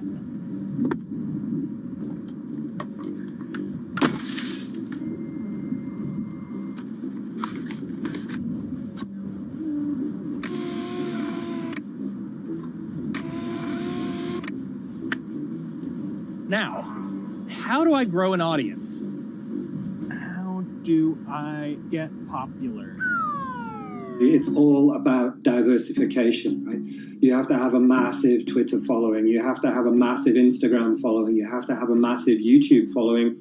Of course, you have to be on Twitch, which is the key platform. But basically, any way you can get in front of your audience, you can engage with your audience, is going to drive those clicks, which ultimately drives the advertiser revenue that you get back from all of these platforms. It's me and Dan playing video games and talking in a funny manner over them. They're not just people who are good at games, they're actually people who are good at online engagement, online entertainment, first and foremost. You have the right to remain stylish. Anything you wear can and will be used against you in the court of fashion. The streamer is either very, very talented at the game. The best player in the game is generally going to draw a crowd because people like watching people who are very good. On the other hand, they're either very, very good or funny, charismatic, whatever it is on that side. Oh, no. You know, it becomes more of a show where they talk about other things outside of the gaming world, and gaming becomes really just a backdrop and an excuse to engage with that audience. There were those weird, like, Ronald McDonald, like, straight to VHS movies. You remember those? I'm personable, I'm chatty. I would kind of, when boring things were happening in the game, I would ramble on about, movies I'd watched or books I'd read and, or conversations I'd had and stuff like that. And so I think being personable was a big part of that. It's not just getting on and playing games. It's getting on and being an entertainer. You are putting on a show. All right, now let me go ahead and grab the samurai sword that every gym has. Okay, he's dead. To have a larger audience and to have that audience, I think, stay with you, you have to bring something extra. You have to find your niche. You have to find what works and what connects with the audience and what makes them laugh and what makes them keep coming back. You got to make it a little more exciting, all right? Throw in a hanging bishop. Have everybody in suspense for a moment. I think the real most important thing is to just get used to being on camera. Like in any sort of performance thing, is get used to talking on camera. My first few videos were terrible, but because I sat down and did it for 6 to 8 hours a day, I just got used to talking and I got over that uncomfortable hump. If you go into Twitch purely with the expectation that you're going to make money, make a job out of it, have all this growth, and it's going to be great, you're probably going to burn out prior to getting to that point because there's very little payoff for a long time, right? Like multiple years generally before you really start to see a payoff. And so, those first few times you're streaming, nobody is there. One person shows up every 30 minutes, says hi, maybe, and leaves, right? Like, it's very discouraging, I think, for a lot of people.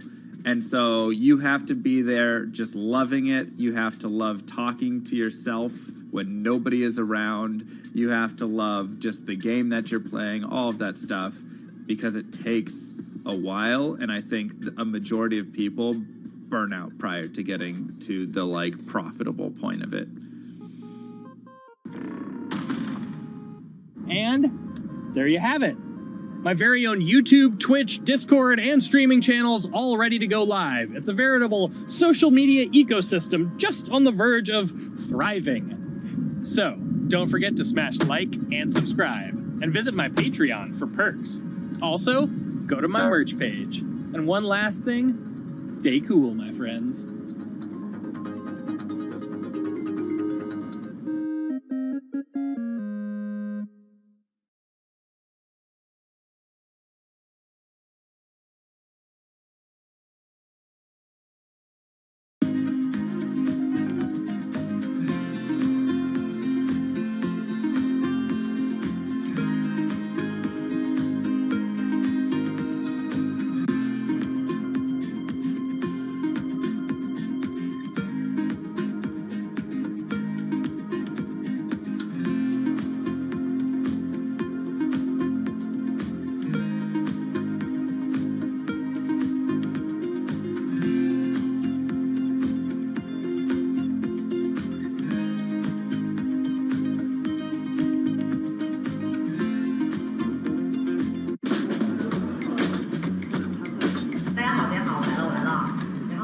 This is live stream shopping, one of the hottest trends in China.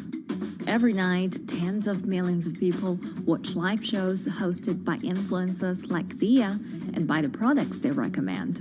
On e-commerce and social apps like Taobao and Douyin, the sister app of TikTok. 我觉得已经改变了大家的购物的方式。其实各种各样的产品，哪怕你不买，你也可以来看。当然，你看了，你就有可能会买。It's not about, only shopping. It's about the experience. It's about having fun. You got to see 3D. You got to see in some kind of action. It's almost like a theater act. The internet craze has taken over China. By the end of 2020, the country had almost 400 million live stream shopping users. China's live stream e-commerce market has also grown dramatically, with an estimated value of $161 billion in 2020. It's becoming popular outside China as well. So, is live streaming the future of shopping?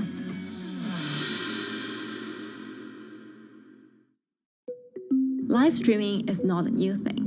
In China, it started in 2015 with the rollout of 4G. And it was first used for entertainment and socializing. Many live streamers performed for their followers or chatted to them, making money by receiving virtual currency and gifts. In the West, live streaming is mainly the domain of avid gamers.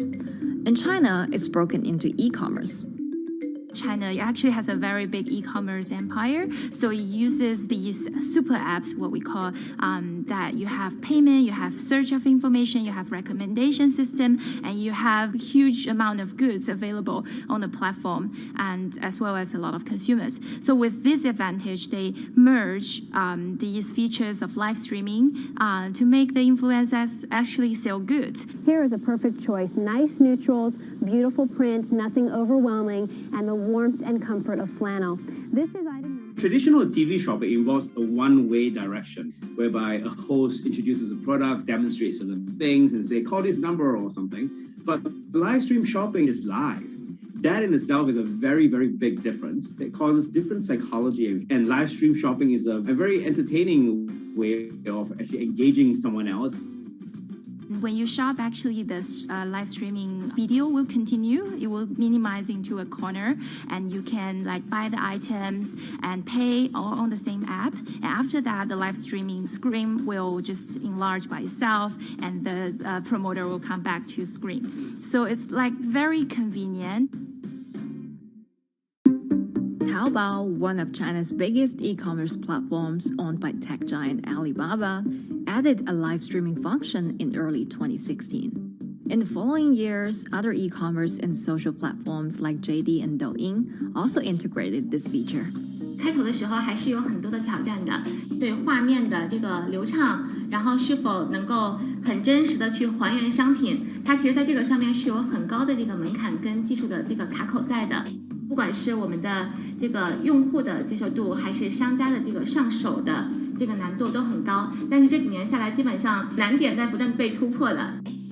Over $70 billion worth of goods was sold via live stream on Taobao in the year through March 2021. Latest surveys show that over 60% of live stream users in China were watching shopping shows, and over 65% of them shopped at least once via live stream. In 2020, live stream shopping got a huge boost during the pandemic, when millions of people were in lockdown and many retailers were pushed online. People, during the lockdown, felt like there's a need for more social interactions. This live platform creates an interesting kind of environment that gives people the sense that I'm actually interacting with you. And then live stream shopping brings in a lot more variety of things that people could buy and satisfy, the sense of like losing control, especially during the pandemic. At the heart of this craze are the top influencers who have tens of millions of followers and sell products worth millions of dollars every night. They often use their star power to get bargains from retailers, which in turn boosts their own sales and influence. So if you think about China's live streaming, you have to know the king and queen of the influencers. The queen of live streaming, Via, she is actually having the biggest viewership and the biggest sales volume for a long time on Taobao platform. She can sell everything from like Gucci sunglasses, lipsticks, homes and cars.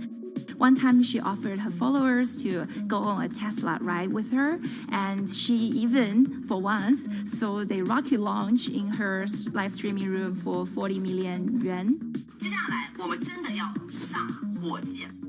The king will be Li Jiaqi, more widely known as Lipstick's brother. He used to be a cosmetic sales before he turned into live streaming e-commerce, and he knows a lot about the cosmetics. So he's the one that will actually put the lipsticks on himself when he's on the show.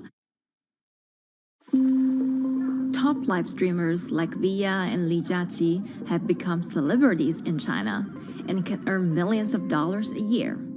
Although not everyone can be as popular, mid-ranking live streamers like Tiffany still earn a good income through sales commissions.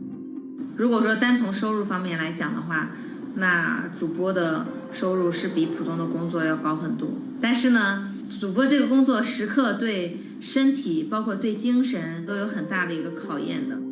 就是每天需要集中精力，然后长达5-6个小时，这种状态是很累的。而且这5-6个小时的话，你是脑子是不停的，然后嘴巴是不停的，然后手也是不停的，眼睛也是不停的。像我们做主播，不是说单一的只做直播一件事情，然后还会有选品的一些工作，然后还会有一些其他的事情排在里面，其实是没有个人生活的。那我觉得增强粉丝影响力的话，不是说某一件事情。可能今天做了什么事情你就增大了影响力，而是每天不断的内容的输出，粉丝不断的可能对你的了解，慢慢的信任你。没有芝麻酱的味道，如果吃不习惯的话就慎买。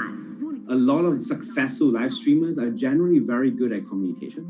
They're very good at articulating very simply what a product does, what a product doesn't do. In order for them to sell, they need to be trustworthy and appear trustworthy, and they need to, show in some ways that they're authentic, right? So for Via and Li Jiaqi, they are able to articulate that quite a bit through their body language, through what they say. For example, Li Jiaqi will also sometimes say bad things about certain products because to him that's his honest opinion, and sometimes people want to hear that. And so they seem very credible, they seem very trustworthy, and don't forget, they're also very entertaining and very interesting. If you're familiar with Li Jiaqi, he won a Guinness record for like the most lipstick applications to models in like 30 seconds. So if you're able to create a lot of buzz with interesting things that you do, people who may not want to buy lipsticks will also stream in just to watch what he does. And then from there, you might get hooked. 这就是一般女生出门的时候涂的口红的颜色。Live streamers also use sales techniques such as limited time or supply. This sense of scarcity can often encourage viewers to buy.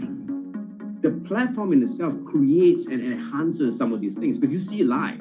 Something we call social proof has taken over, meaning that, hey, other people are interested, other people are joining in, other people want the same product.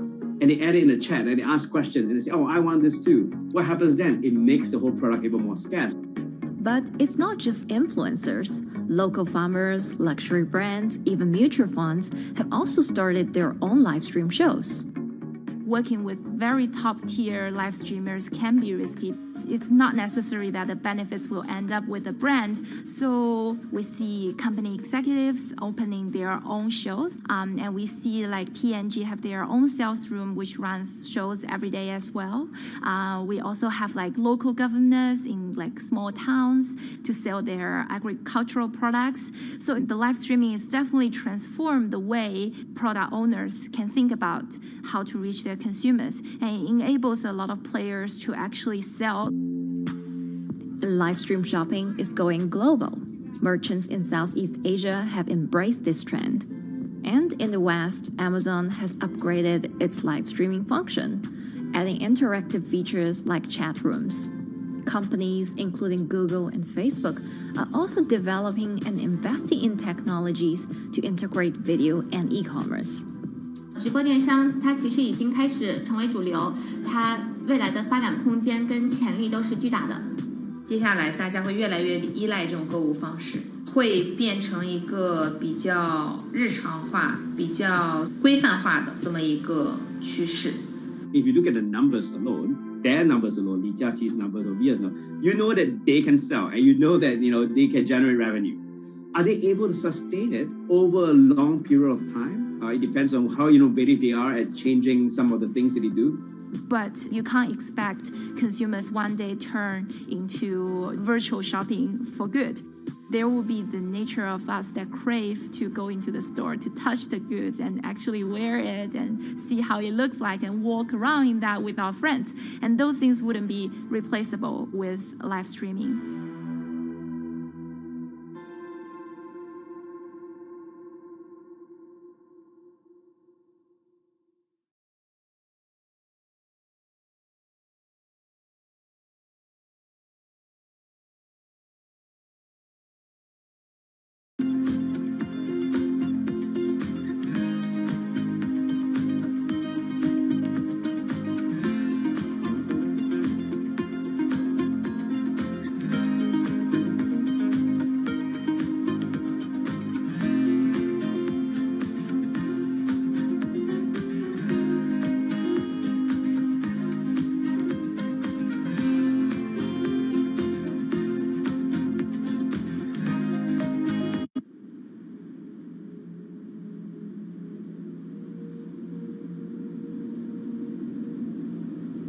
Imagine that the oceans are actually the largest battery. We're storing huge amounts of energy in the oceans. The wave motion can be very deep. It can extend down several hundred meters. And once it gets to the near shore, from about 50 meters, the whole water column is moving backwards and forwards. As we search for ways to reduce our reliance on fossil fuels, some are looking to a largely untapped potential source of renewable energy. In theory, waves off the coast of the United States alone could generate over 2 trillion kilowatt hours of electricity a year, enough to power more than half of the country. Waves intensify and subside not as quickly as the wind, and that means that it can produce a smoother power generation curve. One of the potential advantages of wave energy is that it could act as a complementary source of power compared to other renewables on the grid if it were to be scaled up to commercial scale.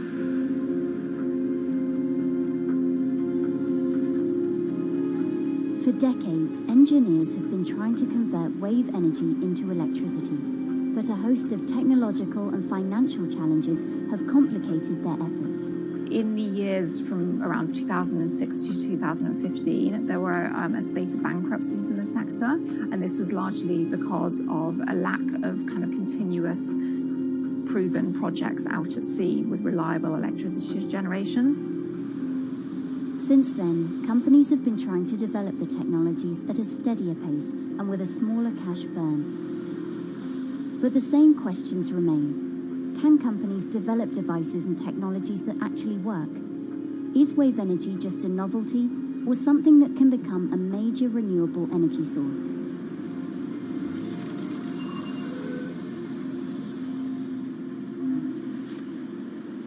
The sea is a very challenging environment within which to operate a power project. So seawater is corrosive and conditions are very rough. So this means that power projects don't have a very long lifetime, and it increases operating and maintenance costs. Partly because of that, many early wave energy projects hit rough waters, such as the Palamas Wave Energy Converter in Portugal and the Isla Limpet project in Scotland. But that hasn't stopped others from trying. Companies are focused on testing projects out at sea, proving their durability, trying to raise capital and bring down cost. The sector hasn't really converged around one single technology design, and companies are kind of undecided about which design works best.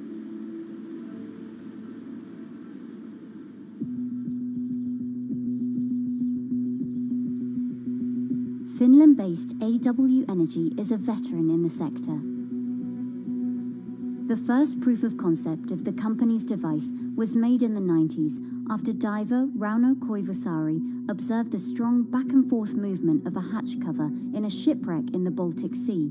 The waves are generated far from the coastline, so the wind blows on the surface of the water, causing the water particles to rotate. And that rotation extends deep down below the surface, and the waves can be very long. They can be several hundred meters long. And as they come into the near shore, this rotational energy turns into an elliptical energy, and eventually backwards and forwards, as you probably noticed if you've been swimming on the seashore in large waves, you're pulled in and out. That's the energy that we're extracting. There's a sweet spot where we deploy, so around 10 to 15 meters of water depth. That's where there's still strong wave energy coming in. After years of research, prototyping and testing, the company has deployed Wave Roller, a 350 kilowatt device in the waters of Portugal. Wave Roller has an 18-meter wide and 10-meter high steel panel fixed to the seabed via a floatable foundation. The panel moves back and forth with the waves, capturing the energy. It's submerged in the depth of 15 meters, so it's protected from the extreme waves. We generate electricity by capturing the movement with hydraulic circuitry in a machine room underneath the surface. That hydraulic energy we turn to electricity with hydraulic accumulators and hydraulic motors, and also a generator. The Wave Roller has survived large waves at sea for over a year and delivered electricity via an underwater cable to the grid in Portugal.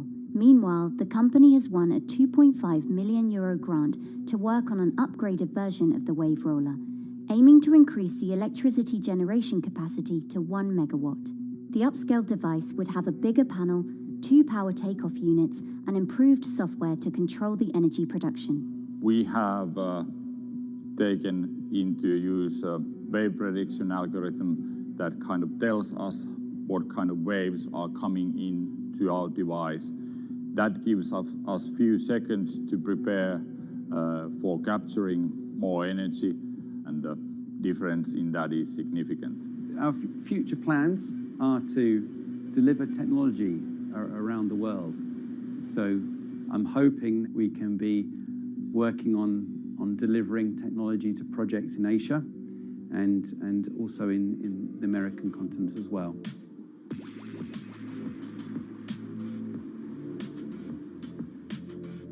Meanwhile, Israeli company Eco Wave Power is taking a different approach to capturing the power of the ocean. For the company's founder, Ina Braverman, developing new sources of renewable energy is a personal mission. I was born in Ukraine in 1996, and 2 weeks after I was born, the Chernobyl nuclear reactor exploded, causing the largest in history nuclear disaster. I was one of the babies that got hurt from the negative effects of such explosion. I had a respiratory arrest and a clinical death. Luckily, my mother, a nurse, approached my crib on time and gave me a mouth-to-mouth resuscitation, which saved my life. I got a second chance in life and decided to do something good with it. Growing up, Ina wanted to be a politician to positively change the world. After working as a translator at a renewable energy company, she decided to change paths. Solar and wind energy were fully commercialized. There were a lot of amazing technologies implemented everywhere. I saw that wave energy, although it's an immense source of electricity, the biggest companies in the world are trying to develop wave energy with no success. And there was kind of a race going on in the world of who is the company that is going to develop a viable wave energy solution first. In 2011, the then 24-year-old Inna co-founded EcoWave Power. Instead of installing devices offshore, the company's devices are attached to existing breakwaters, jetties, and piers.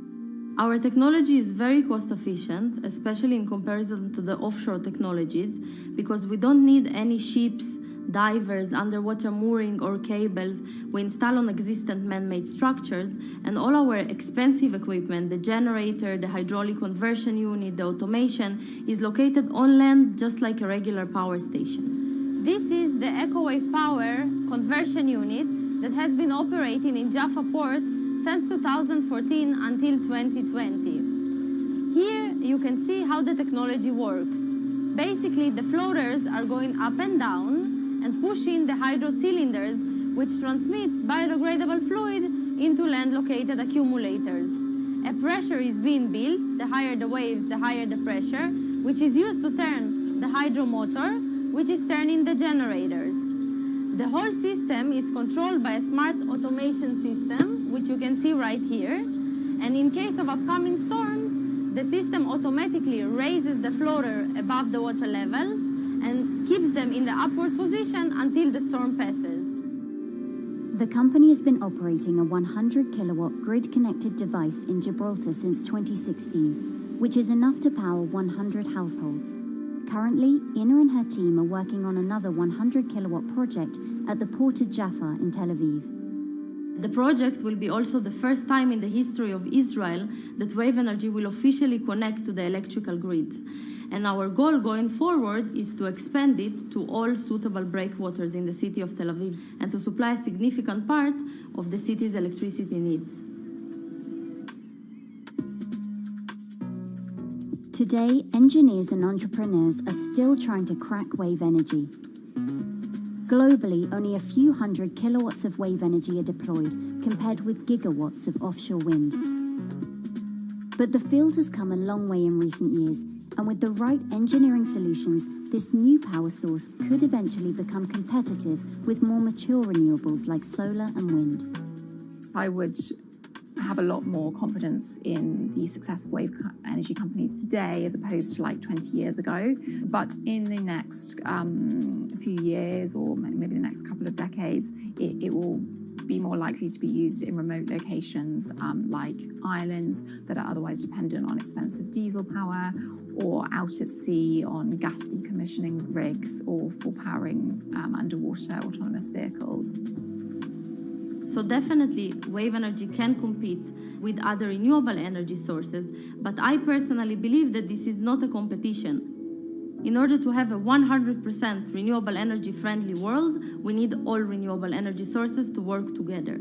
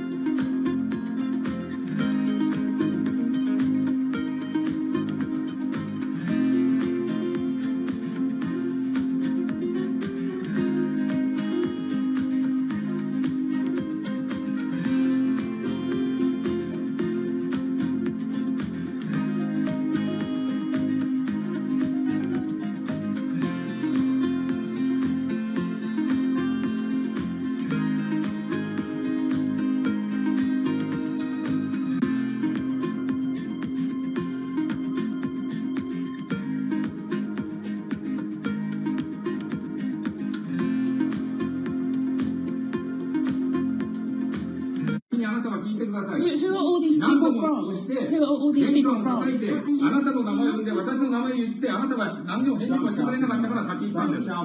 So can you please tell me? I'm not going to... please wait. You know, I've covered a lot of companies. I've covered a lot of Machiavellian companies where, you know, people play rough. I don't think I've ever seen anything on the scale of Nissan. He is making you, but you aren't from this side. I mean, it's corrupt.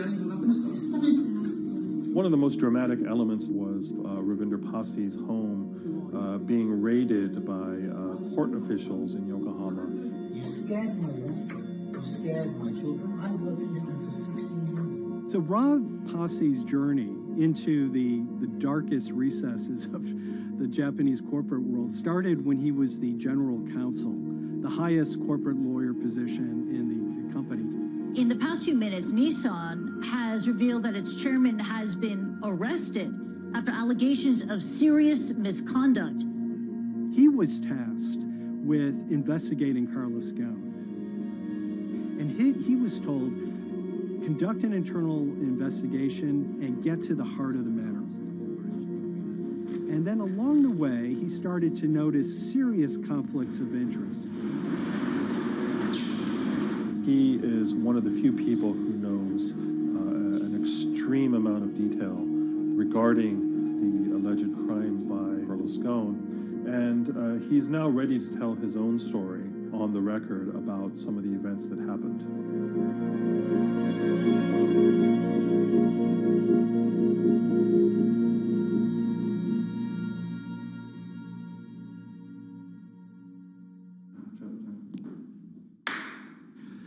My name is Ravinder Passi. I'm the former Global General Counsel of Nissan Motor Co. Limited. And you could say, yes, I had a front row seat in terms of what was going on. When Carlos Ghosn saved Nissan years ago, he was depicted in Japanese comic books as this hero, and now maybe we'll see comic books where he's the villain. In corporate Japan, Nissan was quite an unusual company. It was led for 2 decades by a non-Japanese executive. Well, Carlos Ghosn was a hero in the Japanese business world. If you had a global business celebrity in Japan and worldwide, it was definitely Carlos Ghosn. In a country with few foreigners at the top, he stood out. But over the years, he saved Nissan from bankruptcy, allied with Renault and Mitsubishi, and turned the alliance into one of the most competitive in the world. Yet as the years went on, you know, I think his ambitions changed a little bit. He started thinking about legacy plays, and one of them was to really tighten the alliance between Renault and Japan. And unbeknownst to him, there was a contingent of senior Nissan executives that were really felt threatened by that move. They really thought that they would lose complete control of the car company, and even in the government, there was probably a little bit of anxiety about a national champion in the auto industry falling under full-blown foreign control. Carlos Ghosn was an auto industry leader, respected by many in Japan. Now he's in jail. The arrest of Carlos Ghosn came completely out of the blue. This was in November of 2018. He was coming to Japan on Nissan's corporate jet for a regular executive meeting, and he was met on the tarmac by Japanese authorities who whisked him away to a jail and charged him with financial misconduct crimes. So what happened was that a power struggle ensued inside the company, and somewhere along the way, it was criminalized. By that I mean that there were allegations leveled at Carlos Ghosn about the way he reported his pay to Japanese authorities, the way he handled money inside the company, that in other contexts might have been a board action, might have been handled internally. A number of executives at Nissan decided to take this difference and take it over to the Tokyo prosecutor. Okay, traders, let's place stop for euro. If the price will change, we will close trade in profit, and I'm going to place stop at 112.77. Okay? So all of you guys who stayed with me, who copied my trade, and who followed me, it's time to place stop. We have 5 pips in profit. In our case, 1 pip equals 100 pounds. In your case, it can be 5, 10, 30 pounds, 20 pounds, so times 5. Here is your profit you will get. Okay, guys? I'll speak to you later. Stay safe, and we're already safe with this trade. Okay? I'll speak to you later, guys. Things might not quite be what they seem. So in our story, we really took a close look at Harinada and his role in Carlos Ghosn's downfall. Harinada is one of the most fascinating figures inside Nissan. He's also a lawyer. He's originally Malaysian. Hello, Mr. Hadi. And he had a meteoric rise through the company and became very, very close to Carlos Ghosn and other top figures. He had a front row seat at all the major strategic deliberations at the company.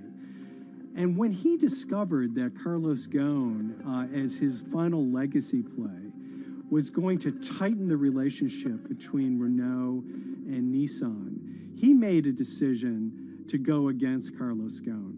And he became one of the key figures that decided that Carlos Ghosn had to go.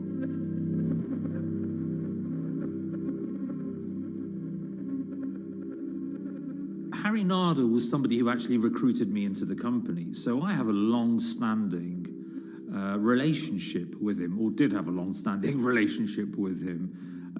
For many, many years, he was a mentor.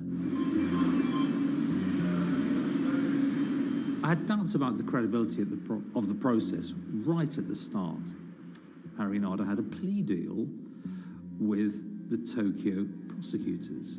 Now, that suggests he was intrinsically involved in some of the wrongdoing, or the allegations of wrongdoing, and it just didn't smell right, just doesn't sit right. So there was a basic conflict of interest. In other words, Harinada had to deliver results to Japanese prosecutors to avoid his own criminal liability, and he's accusing and leading the investigation of Carlos Ghosn.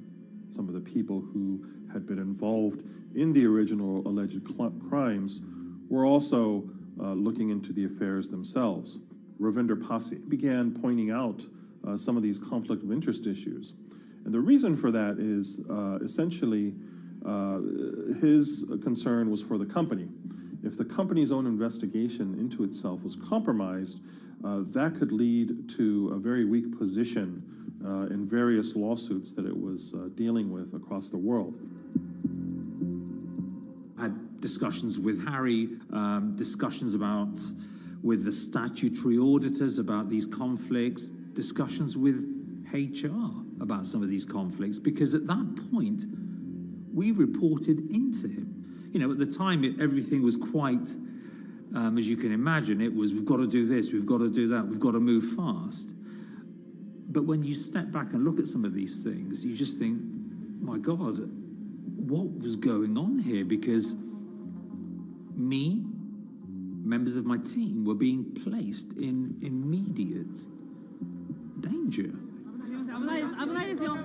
Your chairman's been arrested, a representative director's been arrested. They both happen to be foreigners. And then now what we need to do, we're being instructed to do, is certain compliance professionals need to go into properties in Brazil, for example, and retrieve evidence. They've got to do it very carefully, because if they don't do it carefully, they're going to get convicted of criminal activities. And likewise, when a team of lawyers were commissioned to go to Lebanon, I mean, one of my immediate concerns was, why are lawyers from Nissan being sent to go to Lebanon to retrieve evidence? These are just lawyers, they're corporate lawyers from Nissan. You had revelations that a number of executives had benefited from share appreciation rights when they shouldn't have. I mean, you know, substantive amounts of money being taken by these guys when they weren't entitled to take them. And you do think, yes, how is this going to look later on? It's going to look quite concerning. So that triggered for me the sort of assessment that, well, I'm going to have to do something, because up until this point, I haven't put down on paper these conflicts and these issues.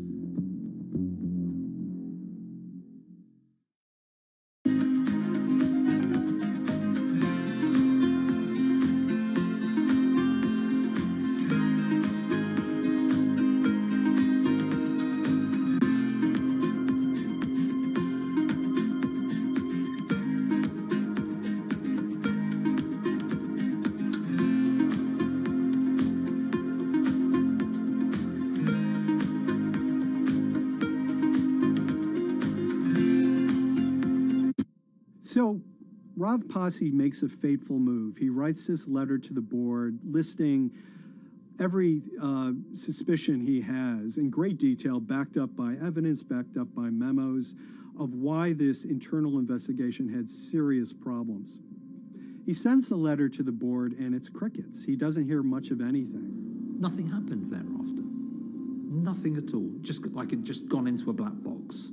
And he began to suspect that there was a desire, even at the highest level within Nissan, to kind of sweep these conflicts of interest under the rug. Unfortunately for me, I think, again, with hindsight, people must have thought that this is the nail that's sticking out, and we can't have this. Within 3 days of me submitting that to the board of directors, that letter to the independent board of directors, I was removed from the Goan Executive Conduct Matters. I was then told that I could not attend board meetings anymore. And up until that point, I had attended every single board meeting. I was then also told that after 8 years of being in Japan, I'd be going back to the UK. It eventually transpired that I'd be the VP of Projects and Transformation, managing a team of 3. So you can imagine what this feels like at this stage.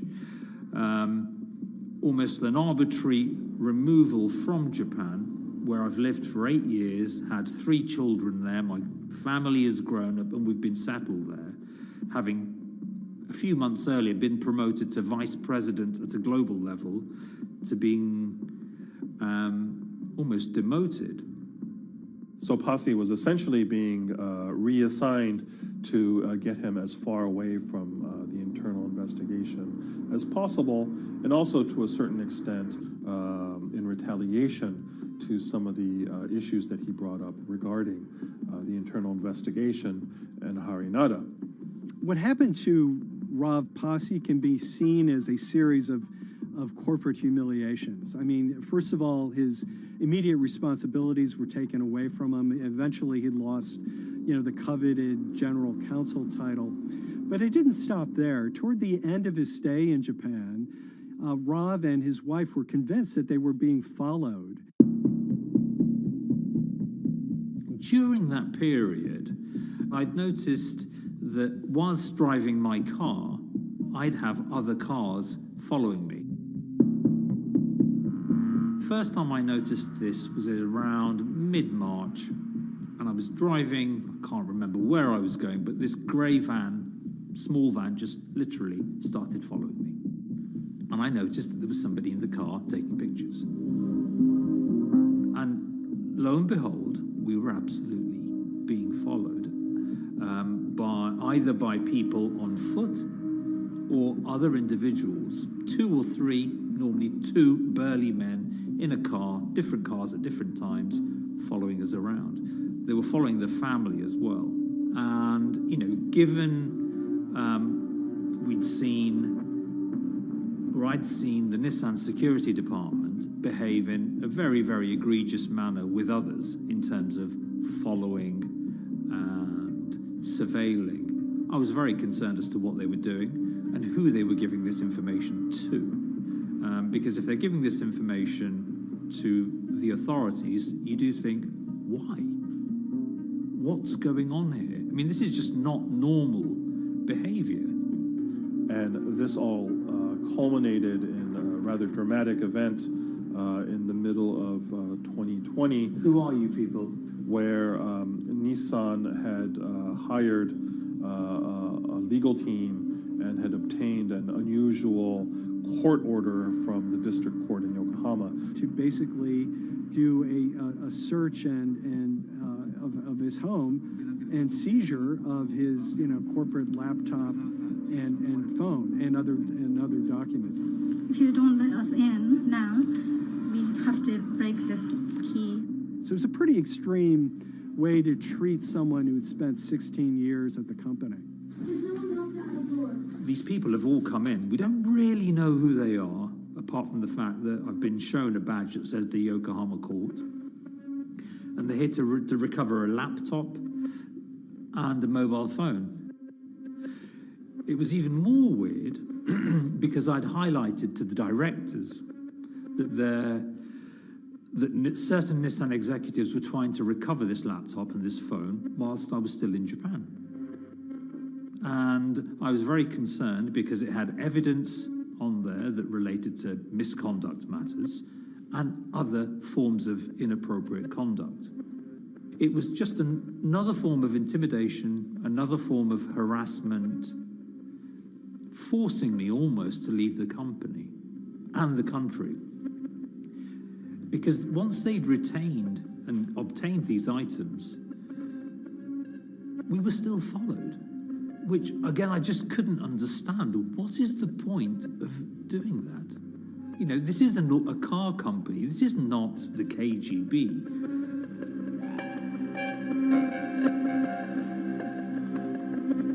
I think it's fair to say that Rob Posse didn't have full battlefield awareness of all the intrigue going on at Nissan. I mean, Harinata is interesting because he's both charismatic and charming, and one of the most brutal corporate infighters one could ever run across. This is a confidential company email, right? You should not have this. If he had fallen into line, he would probably still have his job at Nissan, be paid very well, and continued his work. A career that he spent 16 years building at Nissan is irretrievably broken. It's been smashed to smithereens. He and his family paid a huge price, certainly. But in terms of being able to sleep at night, I think, he's come out ahead.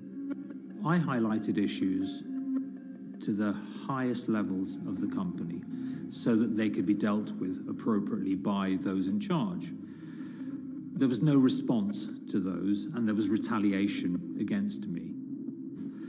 What's really profound, like absolutely profound, is that none of your colleagues, I mean people who you have known for years, forget it. Yeah. You're on your own. Yeah. And you got to be ready for that. You've got to be ready for that.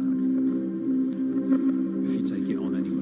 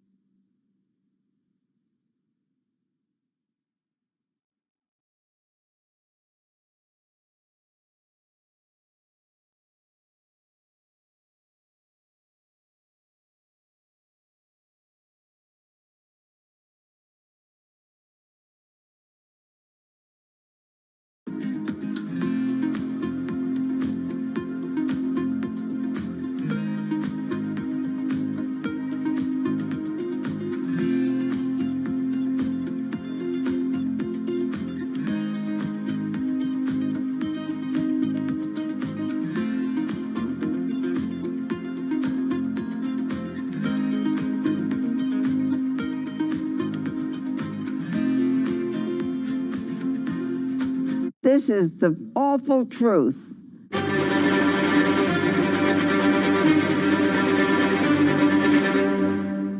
There's always someone in the family that's pushing it.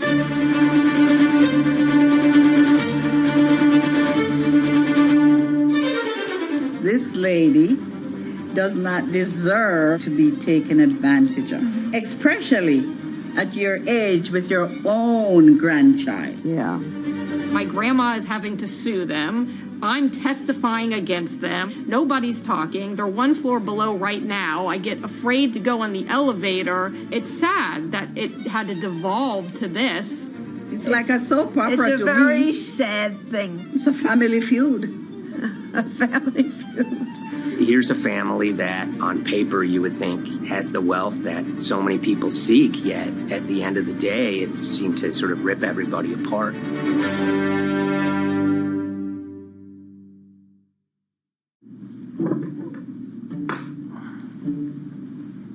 My name's Tom Schoenberg. I'm a senior reporter here at Bloomberg News, cover financial enforcement. I was approached by someone close to the Schottenstein family and asked whether or not I would be interested in writing about Beverly Schottenstein and this case that she had against JP Morgan. And it was immediately clear that there was a great story here to be told. So I started just, assembling all sorts of documents that the family made available to me. That included a diary that Beverly had begun writing when she started having suspicions about what was actually going on with her money.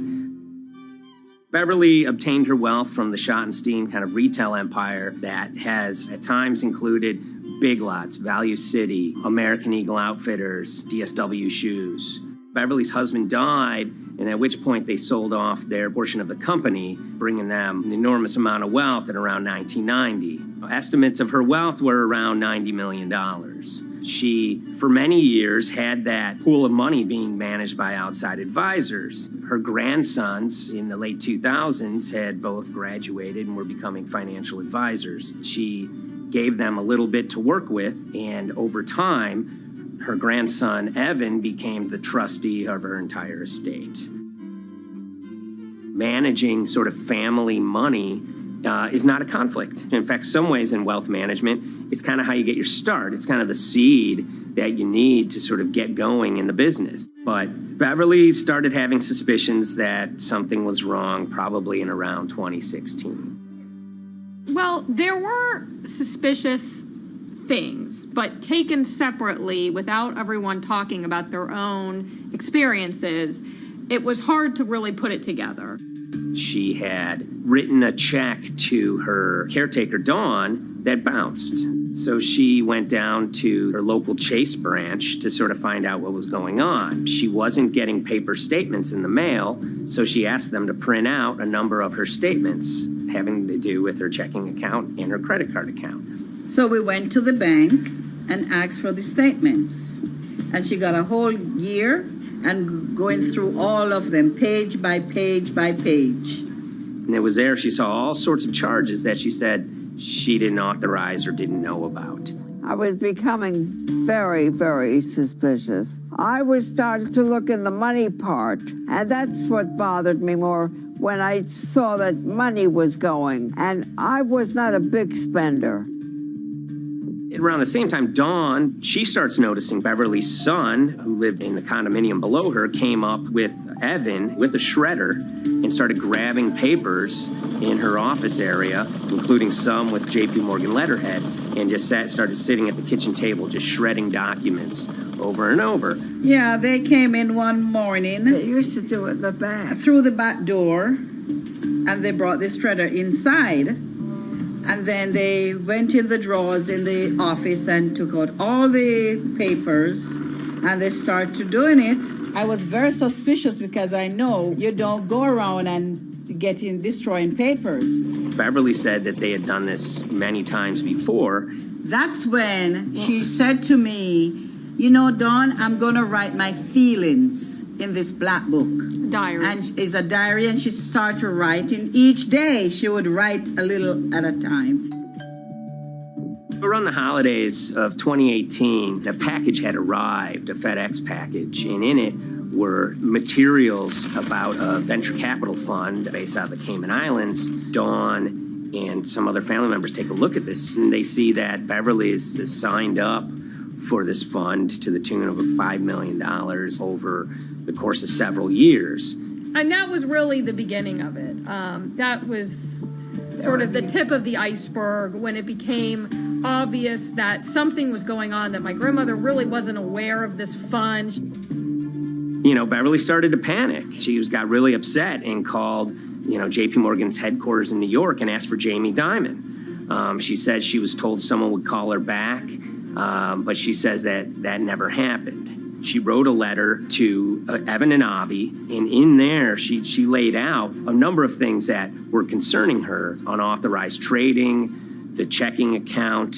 She had about $1 million worth of jewelry in a safe deposit box, and that her son Bobby had the key to that box, and that jewelry had gone missing. All this was kind of packaged in this, 5-page handwritten amendment to a will and trust. There's such an evolving narrative about why the jewelry was taken. The only truth we really know is that the jewelry is gone. But why it happened, there have been a lot of different stories. You just don't take your mother's wonderful things and hand it out. And they emailed that note to JP Morgan to seize all activity on her account. And it ended up setting off a firestorm after that. As soon as they got this email that there was a cease and desist and that she wanted to send her money and change brokerage firms, they were actually vacationing one floor below downstairs. They're there right now. The next day, Beverly's in her place. The granddaughter's still in her place visiting. Dawn is there, and up comes Bobby kind of barging through the door. And he's screaming about what was sent to the JP Morgan. They're now investigating now. And he's furious, takes his mother and sort of puts her into a chair, gets pen and paper, and she says physically forced her to write a retraction letter. They were pushing me around. It was a scary time. I was really afraid too. I had to take her to the doctor, and she did an x-ray because she was in so much pain. The locks had to be changed. The phone number had to be changed. I really thought we were going to have to hire guards to be outside just for protection. Oh, it was terrible. Horrible scene. Beverly brought her case before the Financial Industry Regulatory Authorities, usually known as FINRA. It took several months of hearings. She sees all sorts of transactions that's going on, hundreds of them that she claims that she never knew about, never authorized, but yet were logged in JP Morgan's files as having been direct requests from her. That included the sale of a large amount of Apple stock worth several $1 million, as well as all her stock in Big Lots. Over the course of their time with JP Morgan, Evan and Avi were making all sorts of trading on her account that was generating millions of dollars in commissions for themselves and the bank, yet she was not sort of getting any of the type of gains that you would expect sort of an $80 million account in a bullish market to be able to get. They issued a ruling entirely in her favor, finding that her grandsons, as well as JP Morgan, they were liable for violating their fiduciary duty, misrepresenting themselves, and they also found that the bank and her grandson, Evan, were liable for elder abuse.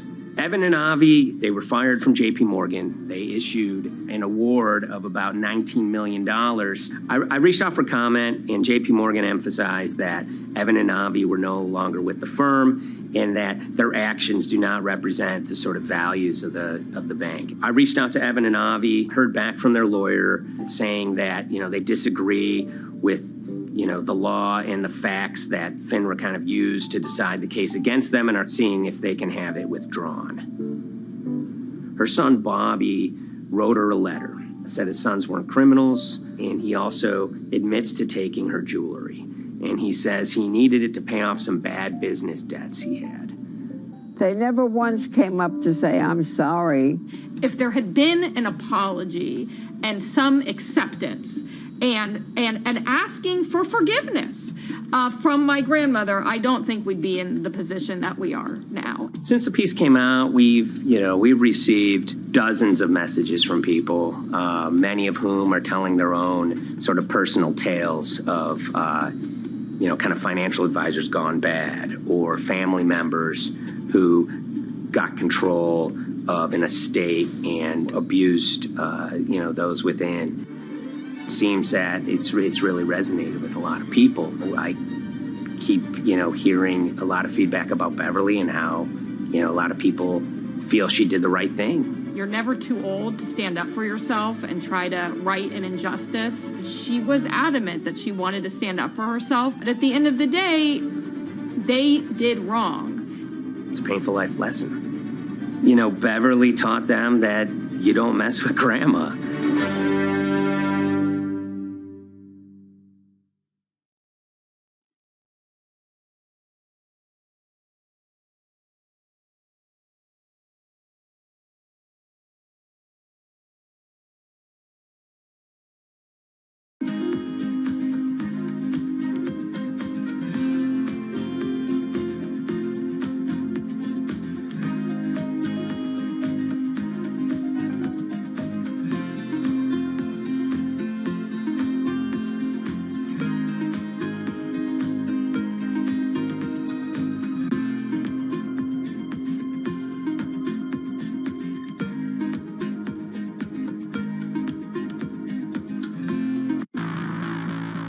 On April 20th, oil markets did something they never had before, and they crashed, went into negative territory and closed the day at minus $40. Meanwhile, in a place called Thaden Boyce in Essex, a group of 9 traders, led by a guy called Cuddles, made $660 million over the course of a couple of hours. The price of oil has collapsed to a record low. We've never really seen anything like it. WTI this morning down more than 35%. People maybe wouldn't have been so surprised if the oil price had fallen to zero, but the oil price went to minus 38. It went far lower than anyone had expected. And so lots of people in the market were saying, well, hang on, something else is going on here. A couple of months later, I started to get wind through a kind of network of sources that a tiny firm in the outskirts of London had made a huge amount of money that day and potentially had some part to play in what happened. The information we got was that 9 traders at Vega Capital London had made in the region of $660 million in one day. As a group, I think they made as much money in one day as Apple makes from its international sales in one day. I mean, it's an insane sum of money. Did they pull off a fantastic trade? Did they predict the way the market was moving and get it absolutely right? Or was there something else going on, and had they actually done something that breached market rules in a bid to sort of push the market? And that investigation is ongoing.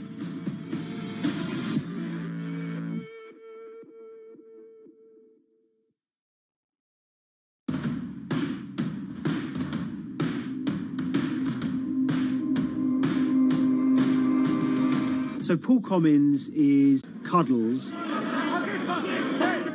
If you can imagine, that was a very sort of cutthroat type of world where people are doing, hundreds of thousands and millions of dollars trades by shouting at each other, giving hand signals, and then sort of scrawling on scraps of paper. The culture of the trading pits in London was very influenced by the working class guys who became traders there. They weren't like the city bankers that had gone before them. They weren't usually Oxford or Cambridge. They didn't wear Savile Row suits. They were ordinary working guys who happened to have a talent for trading. And a lot of them came from Essex. I think it was 400 traders in the pits, and Cuddles in his oil and gas pit was described to us as amongst the top 3 amongst that, was very successful and made very large amounts of money as a young man. But inevitably mechanization and the arrival of electronic markets was the kind of death knell for the pits, and in 2005 the IPE closed down. And when the pits shut down, a lot of the traders who worked there lost their jobs or quit or went to work for financial institutions. But Paul Commons decided to start his own trading collective out in Essex. Some of them are ex-pit guys, cut from the same cloth as him. Lots of them are actually sort of in their 20s, and they're his, drinking buddies, son, or they're his own kids' friends from football. You know, they're young lads, hungry and ambitious, and he brings them into the fold. And fairly shortly, he's got, you know, maybe a dozen or so traders that they're independent, let's be clear, but they're all part of this collective.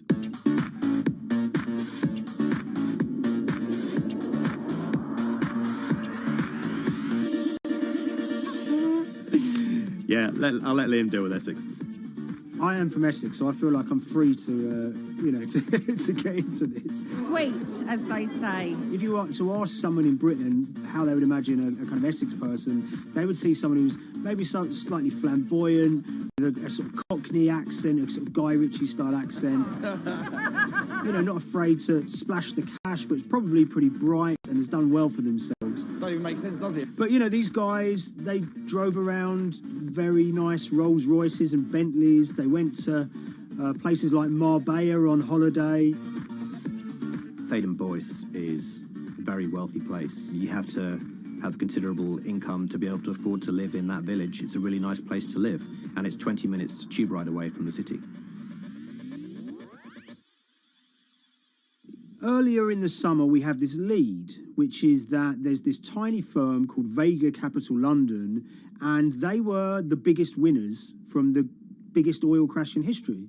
You know, anyone that covers markets is going to be surprised about that. You know, you're thinking your BPs of the world or your Glencores, but it's this tiny firm. And one of the big challenges that we had was actually finding out who worked with Vega Capital. It wasn't immediately obvious, and at first we had absolutely no idea. If you go to the Vega Capital website, it says it's under construction. If you do basic online searching, it's very difficult to find anyone who's publicly connected to the company. So inevitably, we're incredibly curious at this point. Like, who the hell are these people? The more reporting we did, the more it became clear that this group were connected socially as well as professionally. They went to weddings together, they played golf together, they would go on holiday together. We found out that a number of them were members of the West Ham Supporters Club in London. A few of them started companies together, so you could see all the connections between them and start to see a distinct group emerging. And it really just was this kind of shock that, you know, this wasn't just like a hedge fund or a firm you'd never heard of. This was actually a group of buddies who all had the same experience on this day and had all made a huge amount of money. So if you're an oil trader, there's a number of different ways you can trade, and probably the most popular is WTI futures contracts. And it's basically a contract that says, I'm going to buy 1,000 barrels of oil from you at this point in the future, or I'm going to sell 1,000 barrels of oil to you at this point in the future. It's actually just a financial contract to gamble on to predict whether oil is going to go up or down. On the 20th of April in Essex, there have been signals for a while that this was going to be an exceptional day in oil markets. And we know that some of them arose early and started their trading in the early hours of the morning while it was still dark outside. Essentially what they were doing is buying contracts that gave them an obligation to buy oil at whatever the price ended up at 2:30 p.m. So they're basically placing a bet that oil was going to fall throughout the day. But they're simultaneously selling lots of oil as well. And whether they make a profit and how much profit they make is the difference between what they buy the oil for and what they sell the oil for. Now, of course, we now know throughout April 20th, the price dropped and dropped. So this is going very well for them. You know, they are committed to selling oil at these prices, and the prices are continuing to fall, which means they're going to be able to offset it and buy oil at cheaper at the end of the day. Now, once it gets to kind of 1:30, 2 p.m., that's when things start to get really interesting. Suddenly there's a kind of influx of buyers and sellers, you know, as desperation increases in the market and trading volumes go up. Now at 2:08 p.m. exactly, something bizarre and unprecedented happened, which is that oil passes into negative territory. And it fell to a record level of minus $38. We've never seen anything like it, period, in terms of the contraction of the global economy. That huge gulf between what they were buying the oil for and what they were selling it for enabled them to make more money than they ever thought possible. So their profit was the difference between minus 37 and all of these positive numbers on every contract they sold. The price of crude briefly hit minus $37 a barrel. For one group of traders operating from a small office, it was a very, very profitable day. It's important to remember this had never happened before in the history of oil trading. No one could have predicted it. I can't think of another example of where you enter a trade and you get paid on both sides. You get paid both to sell and to buy. It's unthinkable.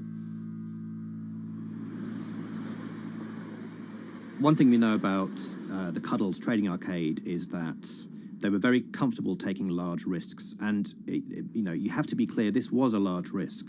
Yeah, we spoke to oil traders, both people that know these guys and people that don't, and they all say that this is, incredibly risky. And that's actually what stops a lot of oil traders doing trading like this. They simply aren't willing to stomach the risk. But Cuddles and his friends were. So when the kind of final calculations came down, the group of the 9 most profitable traders made $660 million or thereabouts between them. I mean, if you can imagine, I think 3 or 4 of them made in excess of 100 million each. One of the astonishing things about this trade is that 2 of the individuals who made more than $100 million in a single day were in their 20s. One of them was 22 years old. Only a few years earlier, he'd been posting on his social media about doing teenage stuff with his mates in town and going to see girls and rap music. And here he is a few years later making $100 million in a single day's trading. When me and Liam discovered that, we couldn't believe it. We couldn't believe what we were seeing.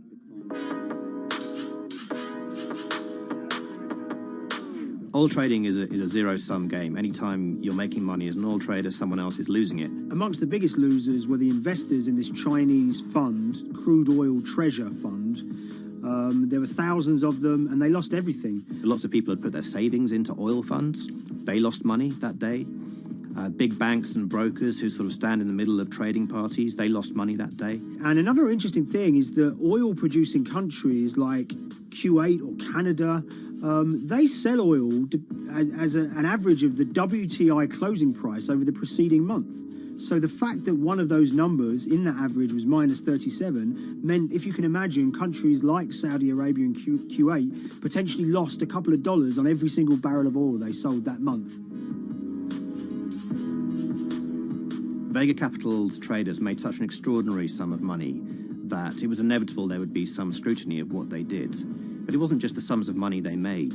In the vital half an hour before the settlement price was set, they were by far the biggest sellers of oil futures in the market, which is an incredible thing to think about when you consider that the other participants in that oil market are going to be the world's biggest banks, oil majors, BP and Shell, and here you have a group of 9 guys in Essex who are having this significant influence over a global market for oil. I mean, I think you have to assume that if these guys had made $7 million or $10 million, they probably would be celebrating in Essex right now. But the fact that they made closer to $700 million has meant that they are facing understandable scrutiny. We wrote individually to all the Vega traders who did exceptionally well that day, and we got a letter in response from a law firm representing the group. And the law firm was at pains to point out, number one, that they haven't been accused of any wrongdoing, that they all traded independently and separately, and they'd basically all made up their own minds that this was what was going to happen in oil markets based on publicly available knowledge, and decided to execute this trade. What I love about these stories is there's a real variance of opinion, and some people will look at what happened and think that must be dodgy. They all traded at the end of the day. They all made a huge amount of money while all these people lost. That's shocking. But lots of people say these guys are at acute disadvantage. They're in a market that's inhabited by, huge technology-driven funds and firms and oil giants that have got all the advantages in the world, and when you get a bunch of Essex geezers who essentially beat the market and find a way to make a huge amount of money, they should get a pat on the back, really, because that's the dream. Since this happened, a lot of the guys have stopped trading the monthly settlements that they'd done so well at in the past. Several of them have set up new companies. They've essentially gone very quiet. Any kind of social media presence they had is kind of closed down. By all accounts, they're, waiting this out. It's certainly too early to try and predict how the regulatory investigations are going to pan out. We just don't know. There's a number of potential outcomes for these guys. Potential punishments if there are any findings of manipulation against Vega or anyone affiliated with it might be you could be fined, you could be banned from trading, And, you know, in the most extreme cases, there have even been criminal prosecutions in the past of people who have been found to have been manipulating the settlement and misconduct related to trade at settlement. There are other outcomes too. You know, one obvious one is going to be that they're able to walk away from this life-changing trade with all the money that they made and celebrated as heroes in the trading community. That, you know, they'll go down as legends.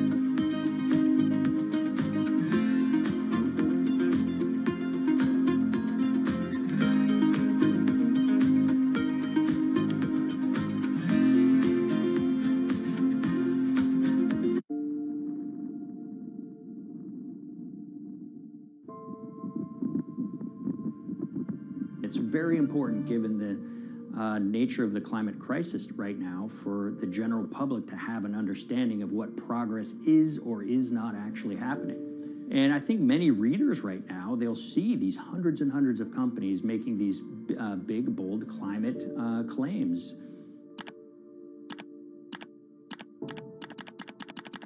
And they would be forgiven to think that, you know, we're well on our way to meeting the emission reduction trajectory we need to be on. And the reality of the matter is we're just not on that trajectory. And a key reason for this sort of disconnect is the use of offsets that aren't doing what they claim to be doing. We have a massive potential for sort of willful blindness. We can convince ourselves of things regardless of what the facts are. And so that's what tends to happen in these cases. It's not that anybody is setting out to commit climate fraud. They sort of walk themselves into a situation and they convince themselves of one thing, and that allows them to convince themselves of another thing. But at the end of the day, they're doing something that makes no sense at all.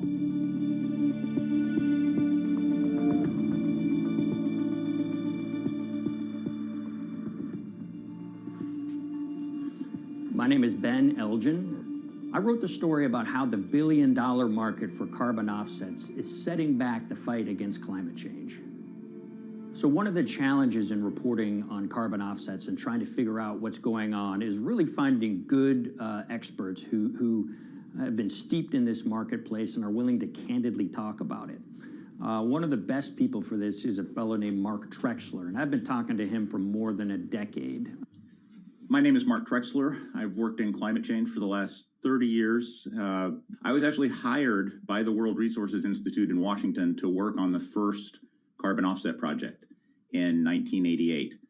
In terms of defining a carbon offset, one of the beauties, so to speak, of greenhouse gases, sort of the silver lining of greenhouse gases, when you put up a molecule of CO2 into the atmosphere, it can be anywhere in the planet in 7 days. And therefore, you know, if there's an option to reduce emissions on the other side of the planet, and you can do that very cheaply as compared to doing it in your factory, for example, then why not pay that person, that factory on the other side of the planet to reduce their emissions? Then you are, in a sense, offsetting your emissions, and the atmosphere doesn't really see your emissions anymore.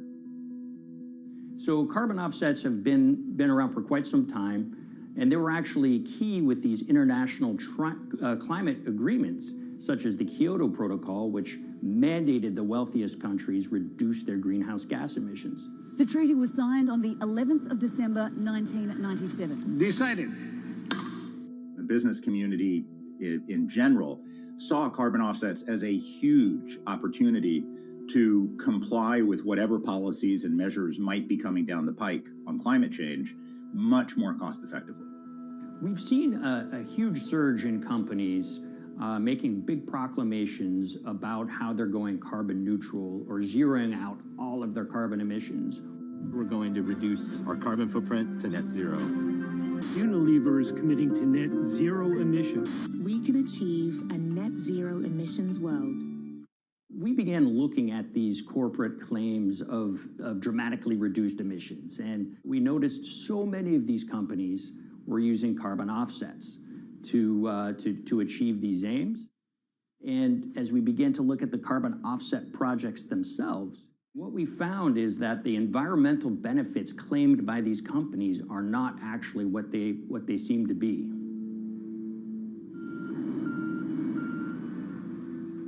And as we sort of saw and spotted a number of these very aggressive carbon offset projects, which appeared to be generating inflated credits or bogus credits, we saw a number of them were associated with the Nature Conservancy. This surprised us. The Nature Conservancy is the world's biggest environmental group. They have about $1 billion a year in revenues, and they've been around for 7 decades. They've preserved about 125 million acres of land, and they've done so many good works over the years, and they've been very strong in terms of working with corporate partners. The Nature Conservancy has taken a different approach, a very pragmatic and pro-business approach. They will not go out and criticize a big polluter, but they're very happy to work with them. Some might say that, well, that's selling out, but others would say, and those at the Nature Conservancy would say, these companies have deep pockets. They can help fund important preservation work, and we have absolutely no problem working with them on this stuff. So companies are very warm, and they've partnered with the Nature Conservancy for many years. And yeah, it definitely lends a sheen of credibility to these projects. Here's 20 new reasons to visit Disney World this year. 1, 2, if you look at, for instance, Disney, that's a sprawling company with theme parks and cruise lines that burn up diesel fuel. They have office buildings and television studios that consume electricity. So these companies are trying to make major reductions in their carbon footprints, but it's very difficult to change these fundamental ways their businesses operate. So Disney has been a big buyer of carbon offsets that are orchestrated by the Nature Conservancy. One of the projects that they buy from is called Pennsylvania Ridges. And that's a plot of land. Most of the land is actually about a 3-hour drive outside of Philadelphia. Interestingly, this land, 3,000 of these acres, was actually acquired by the Nature Conservancy in the late 1990s. This land was imminently threatened. There was a pending logging contract on this land. So they do what they've done so well for all of these years, which is they go out, they raise money from local philanthropists, and they go buy this land to protect it from developers and loggers. And at the time, according to an archived version of the Nature Conservancy's website, when they were proudly announcing this deal, they said, these threats have been abated because of this acquisition by the Nature Conservancy. So it's really interesting now, fast forward 2 decades to earlier this year when they put forward this carbon project. And if you look through it, this land is a key part of that carbon project. And what they're now saying is this land is now, once again, imminently threatened. 72% of the trees are going to be cut within 5 years. Now, this is just astounding because this land is owned by the Nature Conservancy. They do not clear-cut land that they've bought through philanthropic donations. So this scenario that they've put forward to get carbon revenues is not really plausible. And what that means is when you have Disney coming in and buying these credits, when it eventually lowers its carbon footprint because of these credits, well, that won't be a credible or truthful claim by Disney.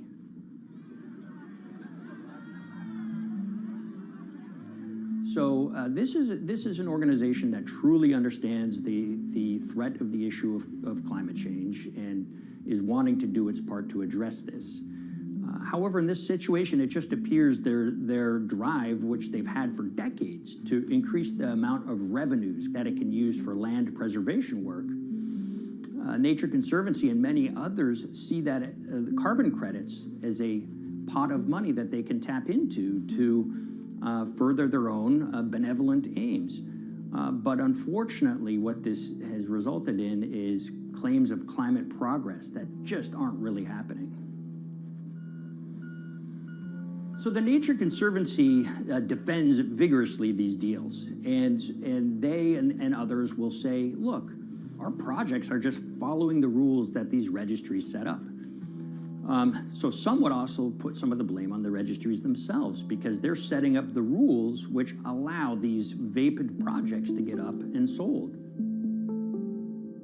So we've reached out to all of the companies we mentioned in the story, including Disney. They didn't want to be interviewed for this story, but they all told us that, look, we have to rely on the experts out there, and those experts, they say, are these carbon registries that have been set up. Most of these Nature Conservancy deals are set up and sold on this exchange. It's called the American Carbon Registry. Now, it's the oldest of these registries that allow voluntary carbon credits to be sold. They've been around since 1996. What these offset registries do is they set up rules, and any carbon offset project has to follow those rules.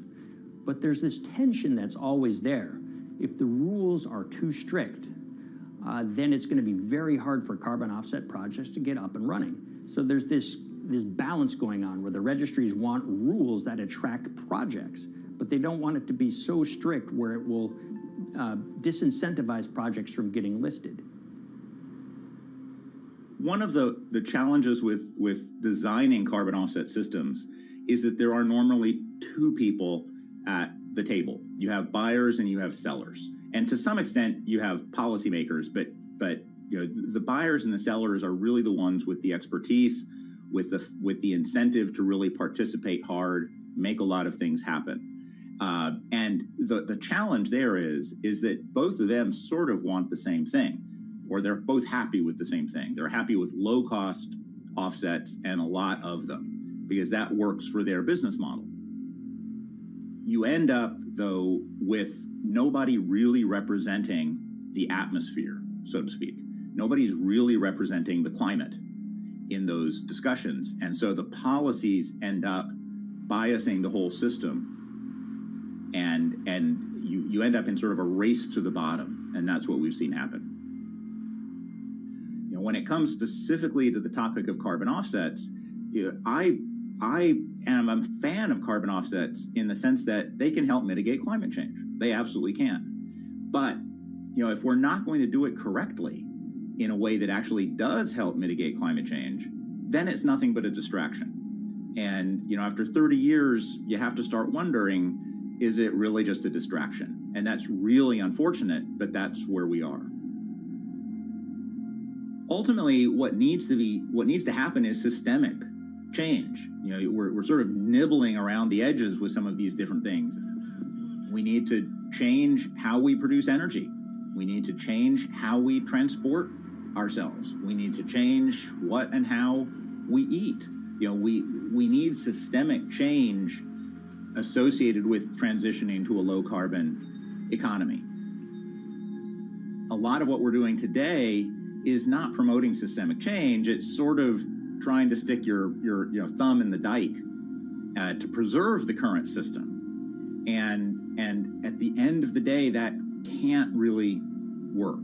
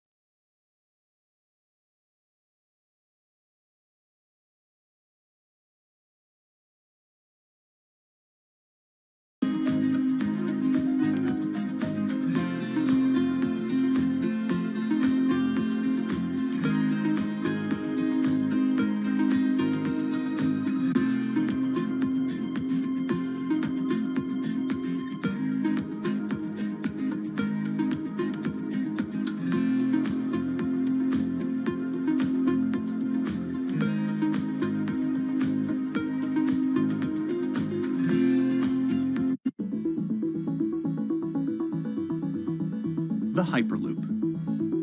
There's a good chance you've heard the name by now. This is the Hyperloop system. It can take people hundreds of miles in minutes. The Hyperloop, a series of tubes that would transport people in pods at ultra-high speeds over long distances. It's a remarkable new form of transportation that can whisk people from city to city in a flash. 29 minutes from New York to D.C., 30 minutes from L.A. to San Francisco.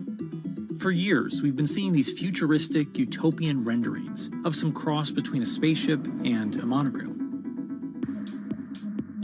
But lately, the Hyperloop is becoming much more real. Yes! It was surreal to be even sitting inside a Hyperloop, and just even more incredible to actually be like riding down a track in something that was nothing more than a crazy idea 6 years before. Companies all around the world have been developing and testing the technology needed to propel passengers at speeds of over 1,000 kilometers per hour. But for many, speed is only the first step to unlocking the full transformational effects of a new mode of transportation. Fast is what we just sort of take for granted in the Hyperloop world. It's the network effects that really deliver the benefit. And that opens up a completely different scale of economic opportunity.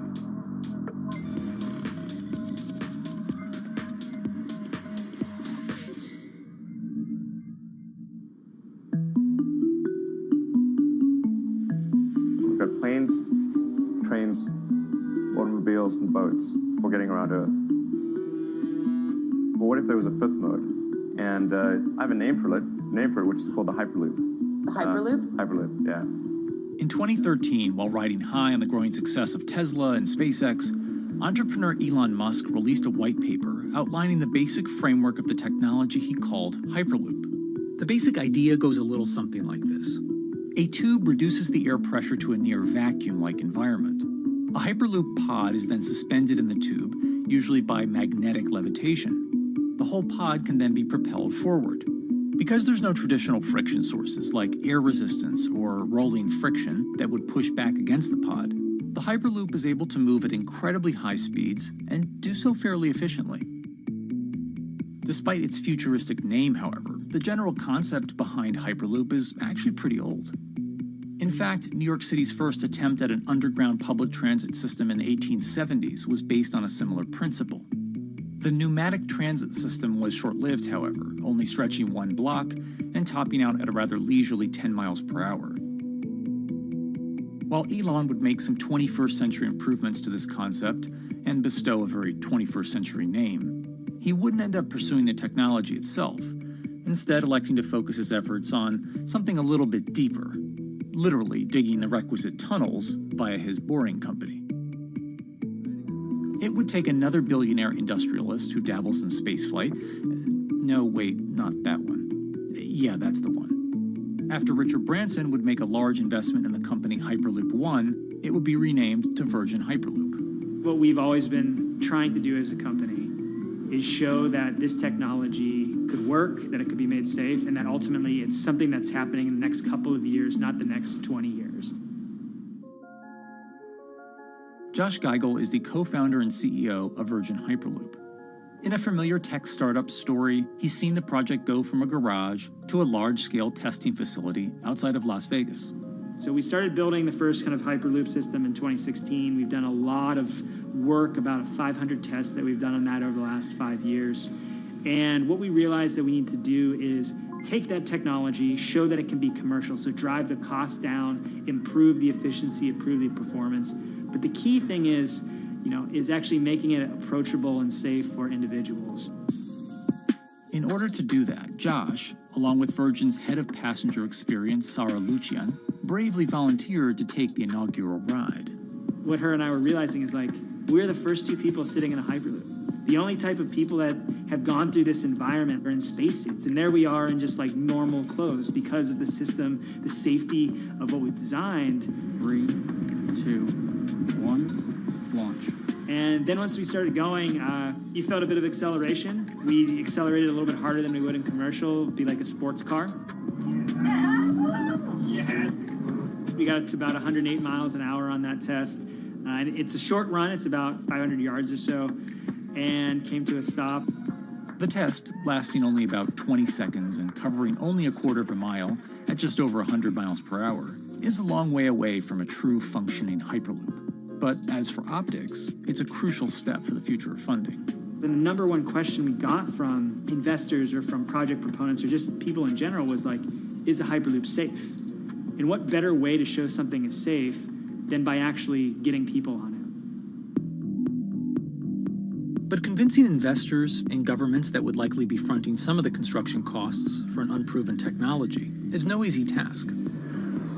First and foremost is the question of safety. Most people don't know how an airplane works, but yet they get on an airplane. They get on an airplane because, it's faster than driving, and most importantly, they've probably gotten off of one before, they've seen someone get off of one before.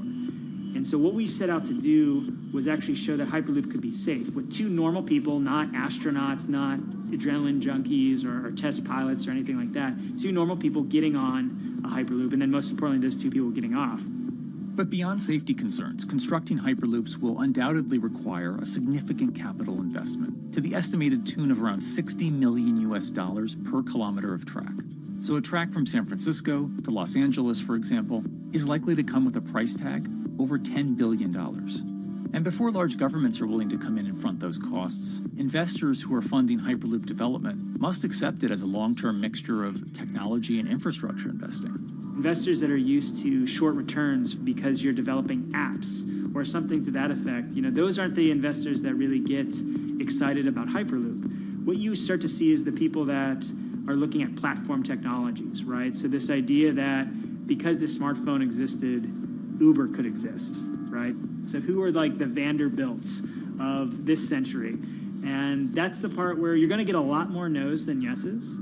But those people that have the ability, the fortitude to stick it out, to see the game-changing platform here, those are the people that we're looking for. And since we've done that passenger test, there has been a lot of interest that's really, this is a lot sooner than I thought.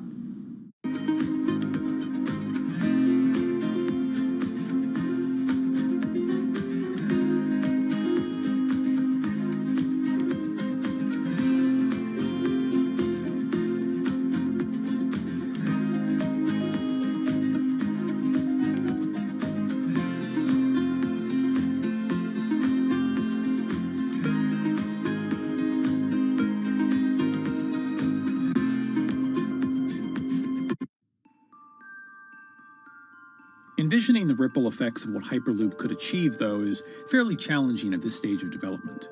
It's fast, yes, but for point-to-point travel, traditional maglev trains can move pretty fast as well. And outside of China, South Korea, and Japan, even those haven't seen much adoption elsewhere due to the high costs and questionable profitability. The Shanghai line in China, for example, loses around $100 million every year. Hyperloop companies, however, believe they can offer something different than traditional railway lines. My name's Alan James, and as far as I know, I'm the only guy on the planet who's written a government-level business case for 300 kmh conventional high-speed rail, 500 kmh maglev, and 1,000 kmh Hyperloop. It's fundamentally about moving people from where they are to where they want to go, when they want to make those journeys, and doing it in much smaller numbers. So pod designs for Hyperloop range from 12 to 28 seats, typically. Why are they small? It's because small enables the network to operate flexibly. And a great example of that is the east-west strategic route across the north of England, from Liverpool to Manchester to Leeds. So to get from Liverpool via Manchester to Leeds by train is just short of 2 hours today. It'll probably take you 2 hours driving as well in average traffic conditions. Net result is those three city regions remain three separate entities: Liverpool, Manchester, Leeds. There's very little commuting traffic between those urban areas. Hyperloop absolutely changes that from the ground up. Liverpool to Manchester is a 5 or 6 minute journey. Manchester to Leeds is also a 5 or 6 minute journey. What that effectively does is create a single supercity economy.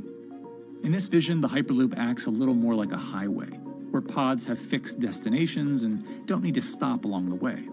Meaning you can travel on a Hyperloop network from, say, Liverpool to Leeds, while the pod behind you travels from Liverpool to Manchester.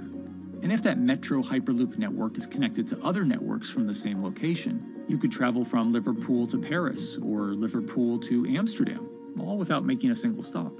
For passengers, for business, for leisure, that is utterly transformational.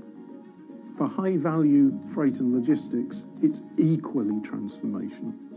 But critically, if you do a Hyperloop network at scale, you begin to deliver massively significant carbon savings too.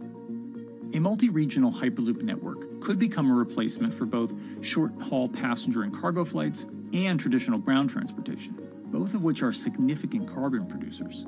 One Hyperloop-connected distribution hub, perhaps at an airport that is predominantly used for international air freight, replacing maybe 10, 12, 15 distributed road hubs. It takes a lot of polluting and inefficient truck haulage off the roads. That itself means roads gain extra capacity. Hyperloops will still need to use electricity to both move pods and maintain the near-vacuum environment in the tube. Proponents of the technology believe that this can be done by using renewable sources, including a combination of solar panels and battery technology that could be used along the Hyperloop itself.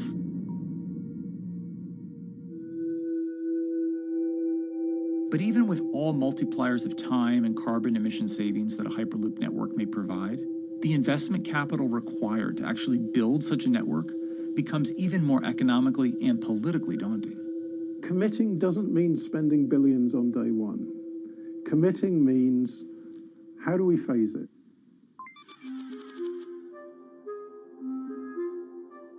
One company in the Netherlands is working to develop that technology, and perhaps more importantly, the international coalition needed to make the Hyperloop network a reality.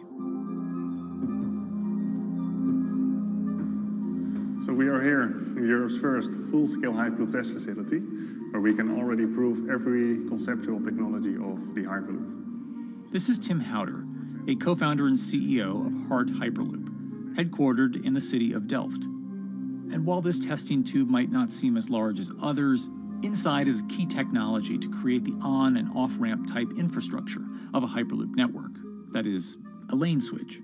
That's something we can already test here. You can actually see it here, that the track is diverging from one track into two. That makes it possible to eventually split up the Hyperloop track in two sections. And in that sense, you can create a complete Hyperloop network that in the end will make it possible to travel, for example, over a whole continent. And take Europe, for example, with the same ease as you can now travel with a metro in a city. The nice thing about this magnetic levitation system that we've developed is that there's absolutely zero moving components in the track. So for example, if you have to do a lane switch, all you do is that the tube basically splits up, and statically the tracks also split up. And whenever the vehicle enters a switch, it either pulls itself to the right with its magnets, or it pulls itself to the left with its magnets.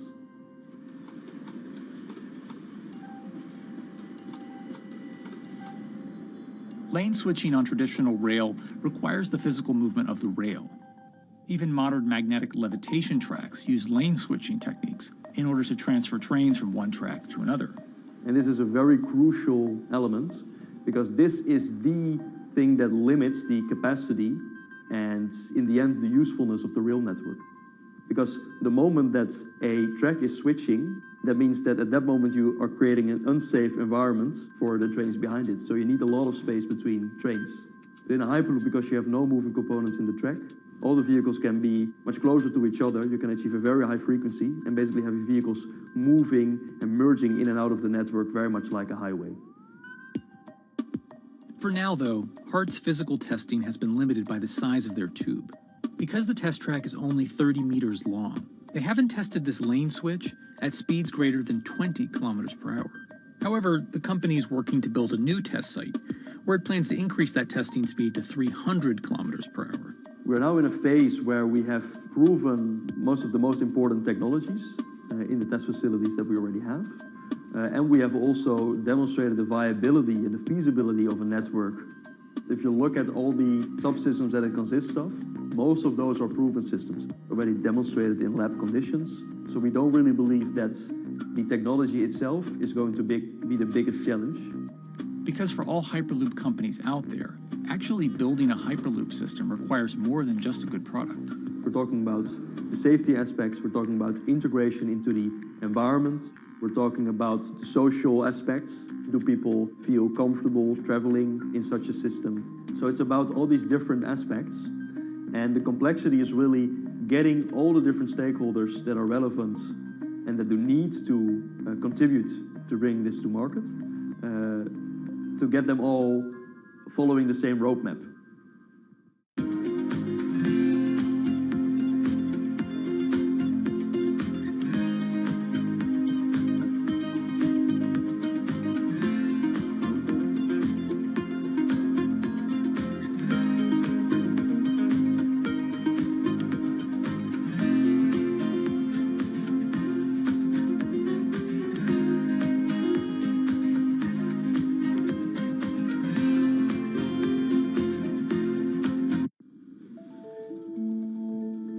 In order to help build this coalition of private and public interest in Hyperloop development, HART in 2018 partnered with other Hyperloop companies from Europe and Canada. The goal was to define, establish, and standardize the framework to regulate Hyperloop systems. Right now we are working with all the Hyperloop developers together in setting up the first, let's say, structure for starting the standards drafting.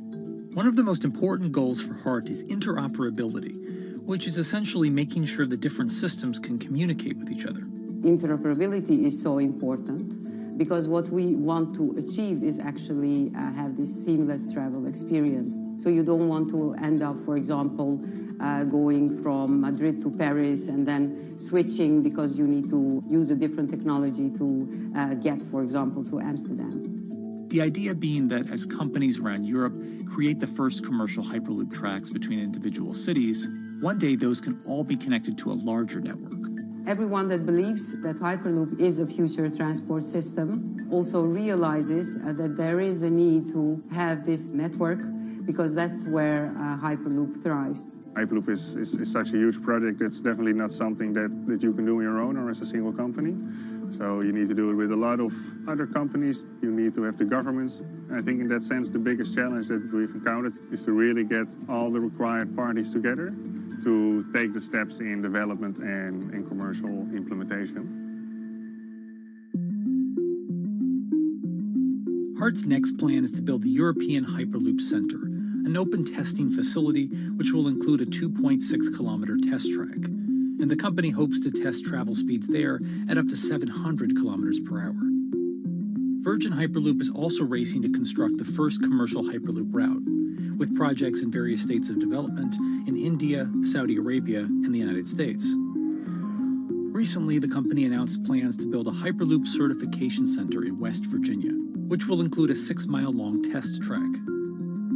Proving the technology here will be crucial if Hyperloop networks can find a home among infrastructure investments that the Biden administration hopes to make.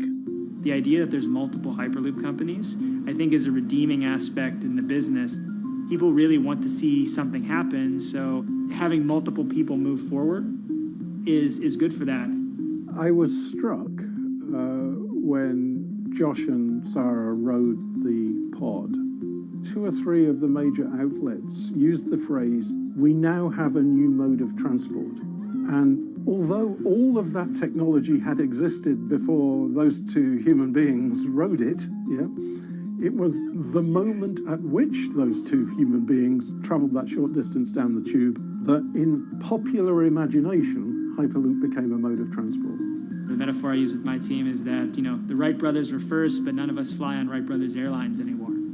If you don't continue to innovate, you're not going to be around, and so we'll continue to be at the forefront of building Hyperloop. Back in 2013, Elon had an idea.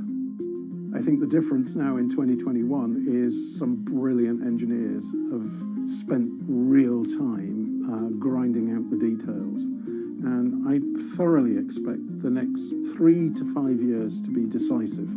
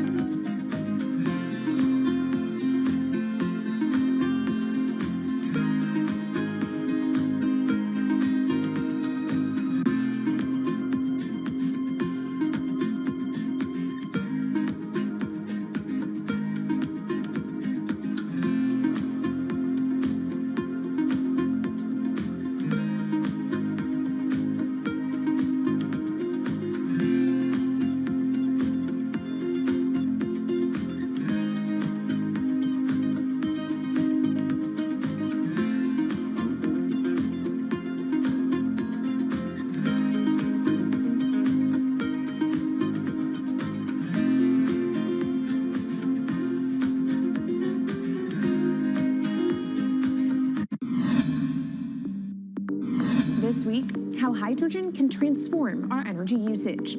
We'll look at why the universe's most abundant element could be a game changer in the climate revolution. Hydrogen technologies are not new. They are used in other sectors. We use them in space, on our rockets, and we don't need the laws of physics to change to be able to use hydrogen on our planes.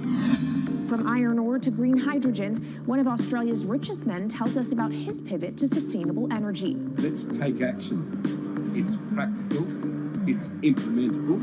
Let's do it now. Plus, the hydrogen revolution. We'll speak with the CEO of Italian utilities firm Snam about his new book and how green hydrogen could be competitive within 5 years. Costs are coming down and people are waking up to the fact that it's the only way to decarbonize certain sectors. From Bloomberg's global headquarters in New York, I'm Kaylee Lyons, and this is Bloomberg Green.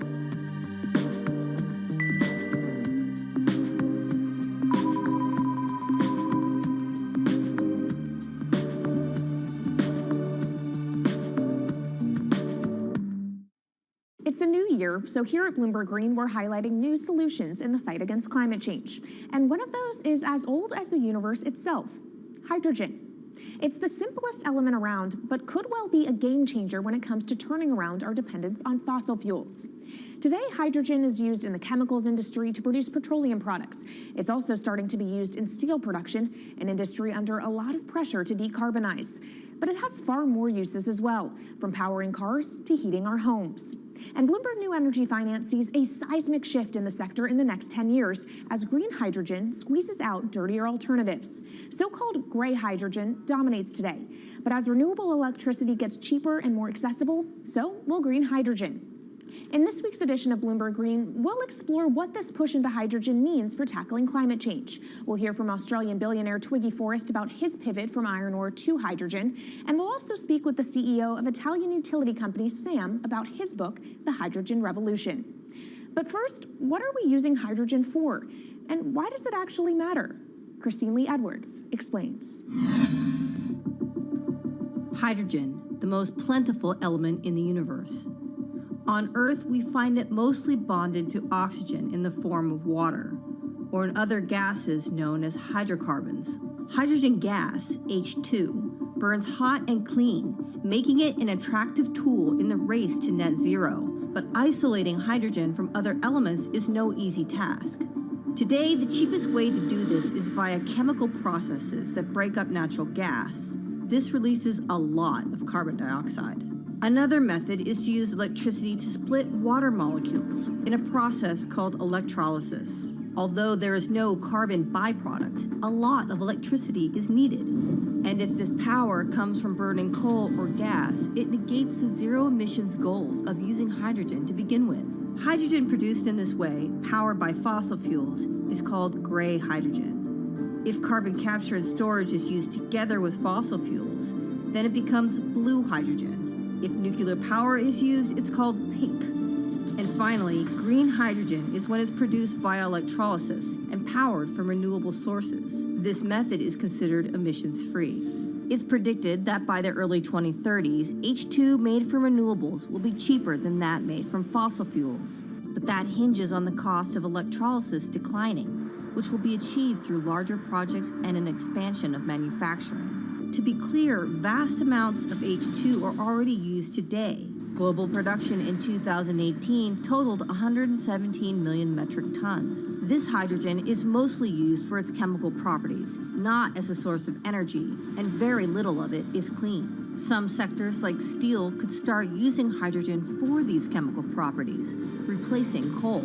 Industries like cement and glass may also use hydrogen as a source of heat. Another advantage is its energy storage potential. It can be stored over long periods of time and used when more power needs to be added to the grid. It also could hold an advantage over batteries in heavy transport and shipping. The promise of hydrogen for energy has been around since at least 1874, when Jules Verne wrote about it in his book, The Mysterious Island. But the future of hydrogen will depend on policy. Countries with net zero targets, carbon pricing, and hydrogen strategies with investment mechanisms are likely to see the highest H2 demand.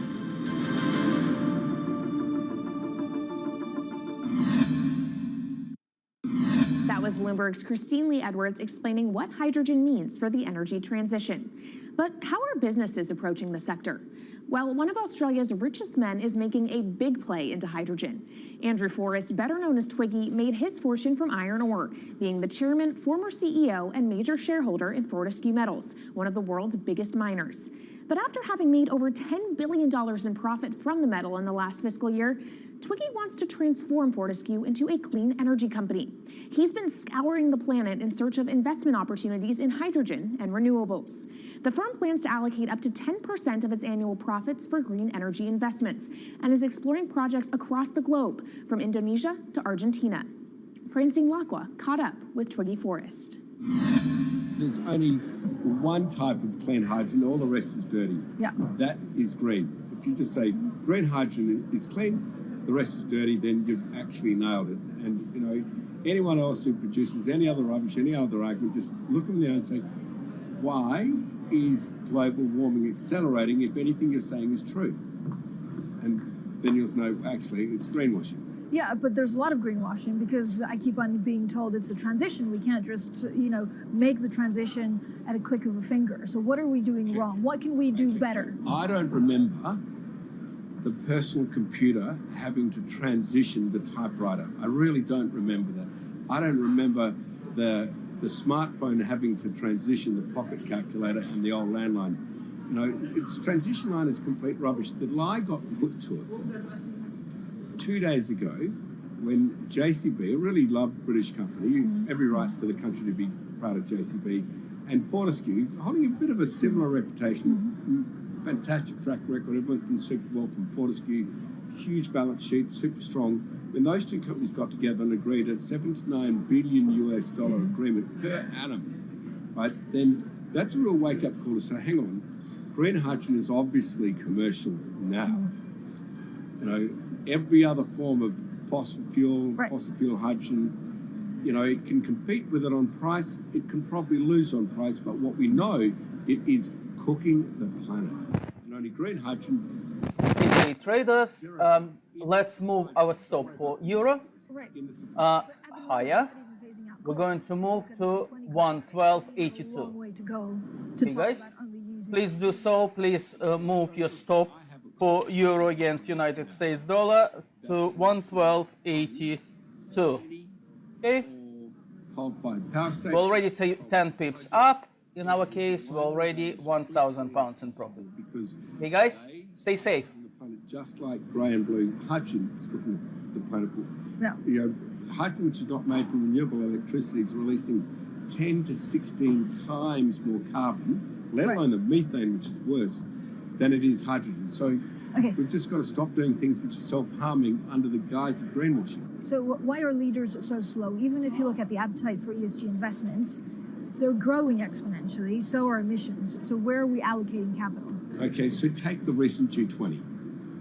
There's probably a reason why there wasn't strong action coming out of the G20, because people were not aware that major transactions between large companies were taking place now on green hydrogen, that actually this pollution-free all the way to the supply chain fuel is now being transacted at multi-billion-dollar scale. If they'd known that, I don't believe any sovereign leader or any energy minister or climate change minister could not take ultra seriously that green hydrogen is now here to stay. It's broken through. History has been made. It will never go back. Okay, what is the one thing that you would tell leaders today and business leaders? How do we transition faster than what we are now, because we're at real risk of missing our targets? Oh, so that's really simple. You stop funding, you stop subsidizing, you stop using money into fossil fuels. It could be carbon sequestration, it could be fuel rebates, could be anything. Hundreds of billions of dollars getting ashed while we ash the planet on fossil fuel subsidies.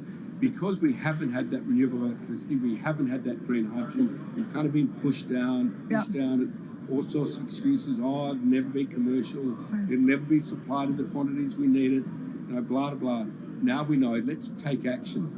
It's practical, it's implementable, let's do it now. Okay, if we do it now, is there going to be a shock to the energy system? Is there going to be a shock actually to economically? And is it worth, you know, not talking about transition, just going from A to B? Yeah, it's a fantastic question.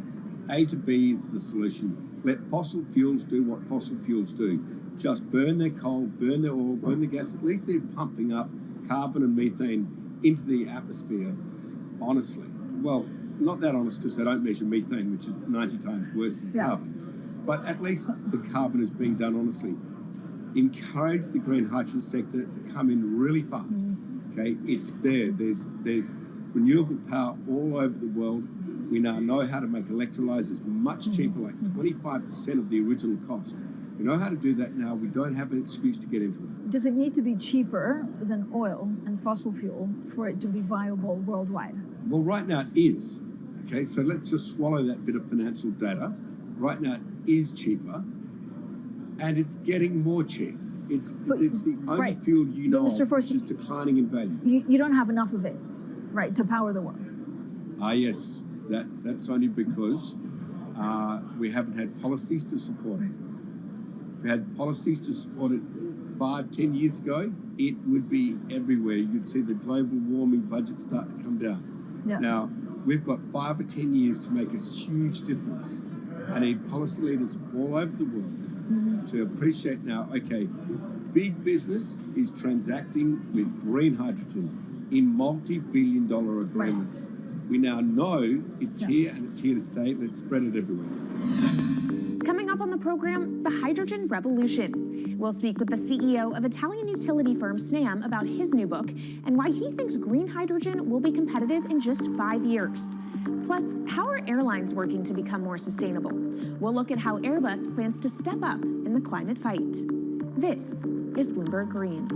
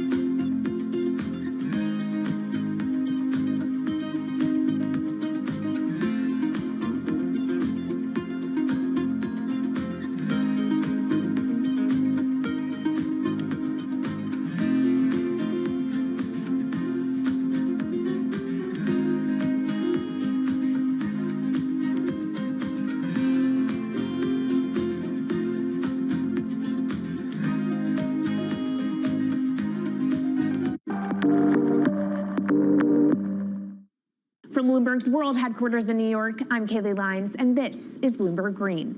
What will the world look like in 2050? Will global temperatures have stabilized, electric vehicles be abundant, and solar and wind power homes around the world? According to Marco Alvera, the CEO of Italian energy company Snam, that vision of the future could be a reality. And he says that hydrogen will pave its way. As he tells it in his new book, The Hydrogen Revolution, Alvera's moment of reckoning came in November 2018 when he tasked the Snam Scenarios team with studying how Europe could reduce its CO2 emissions to zero by 2050. Looking through the results of the study, Alvera said he was struck by how much hydrogen was in Europe's energy mix by that year. Beyond the abundance of hydrogen, the Snam model also predicted that it would be the cheapest form of decarbonized energy for many sectors, and that it could be cheaper than today's prices for oil, coal, and nuclear power. Our Maria Tadeo spoke with Alvera at COP26. It's happening all very fast. We see the cost of hydrogen coming down a lot.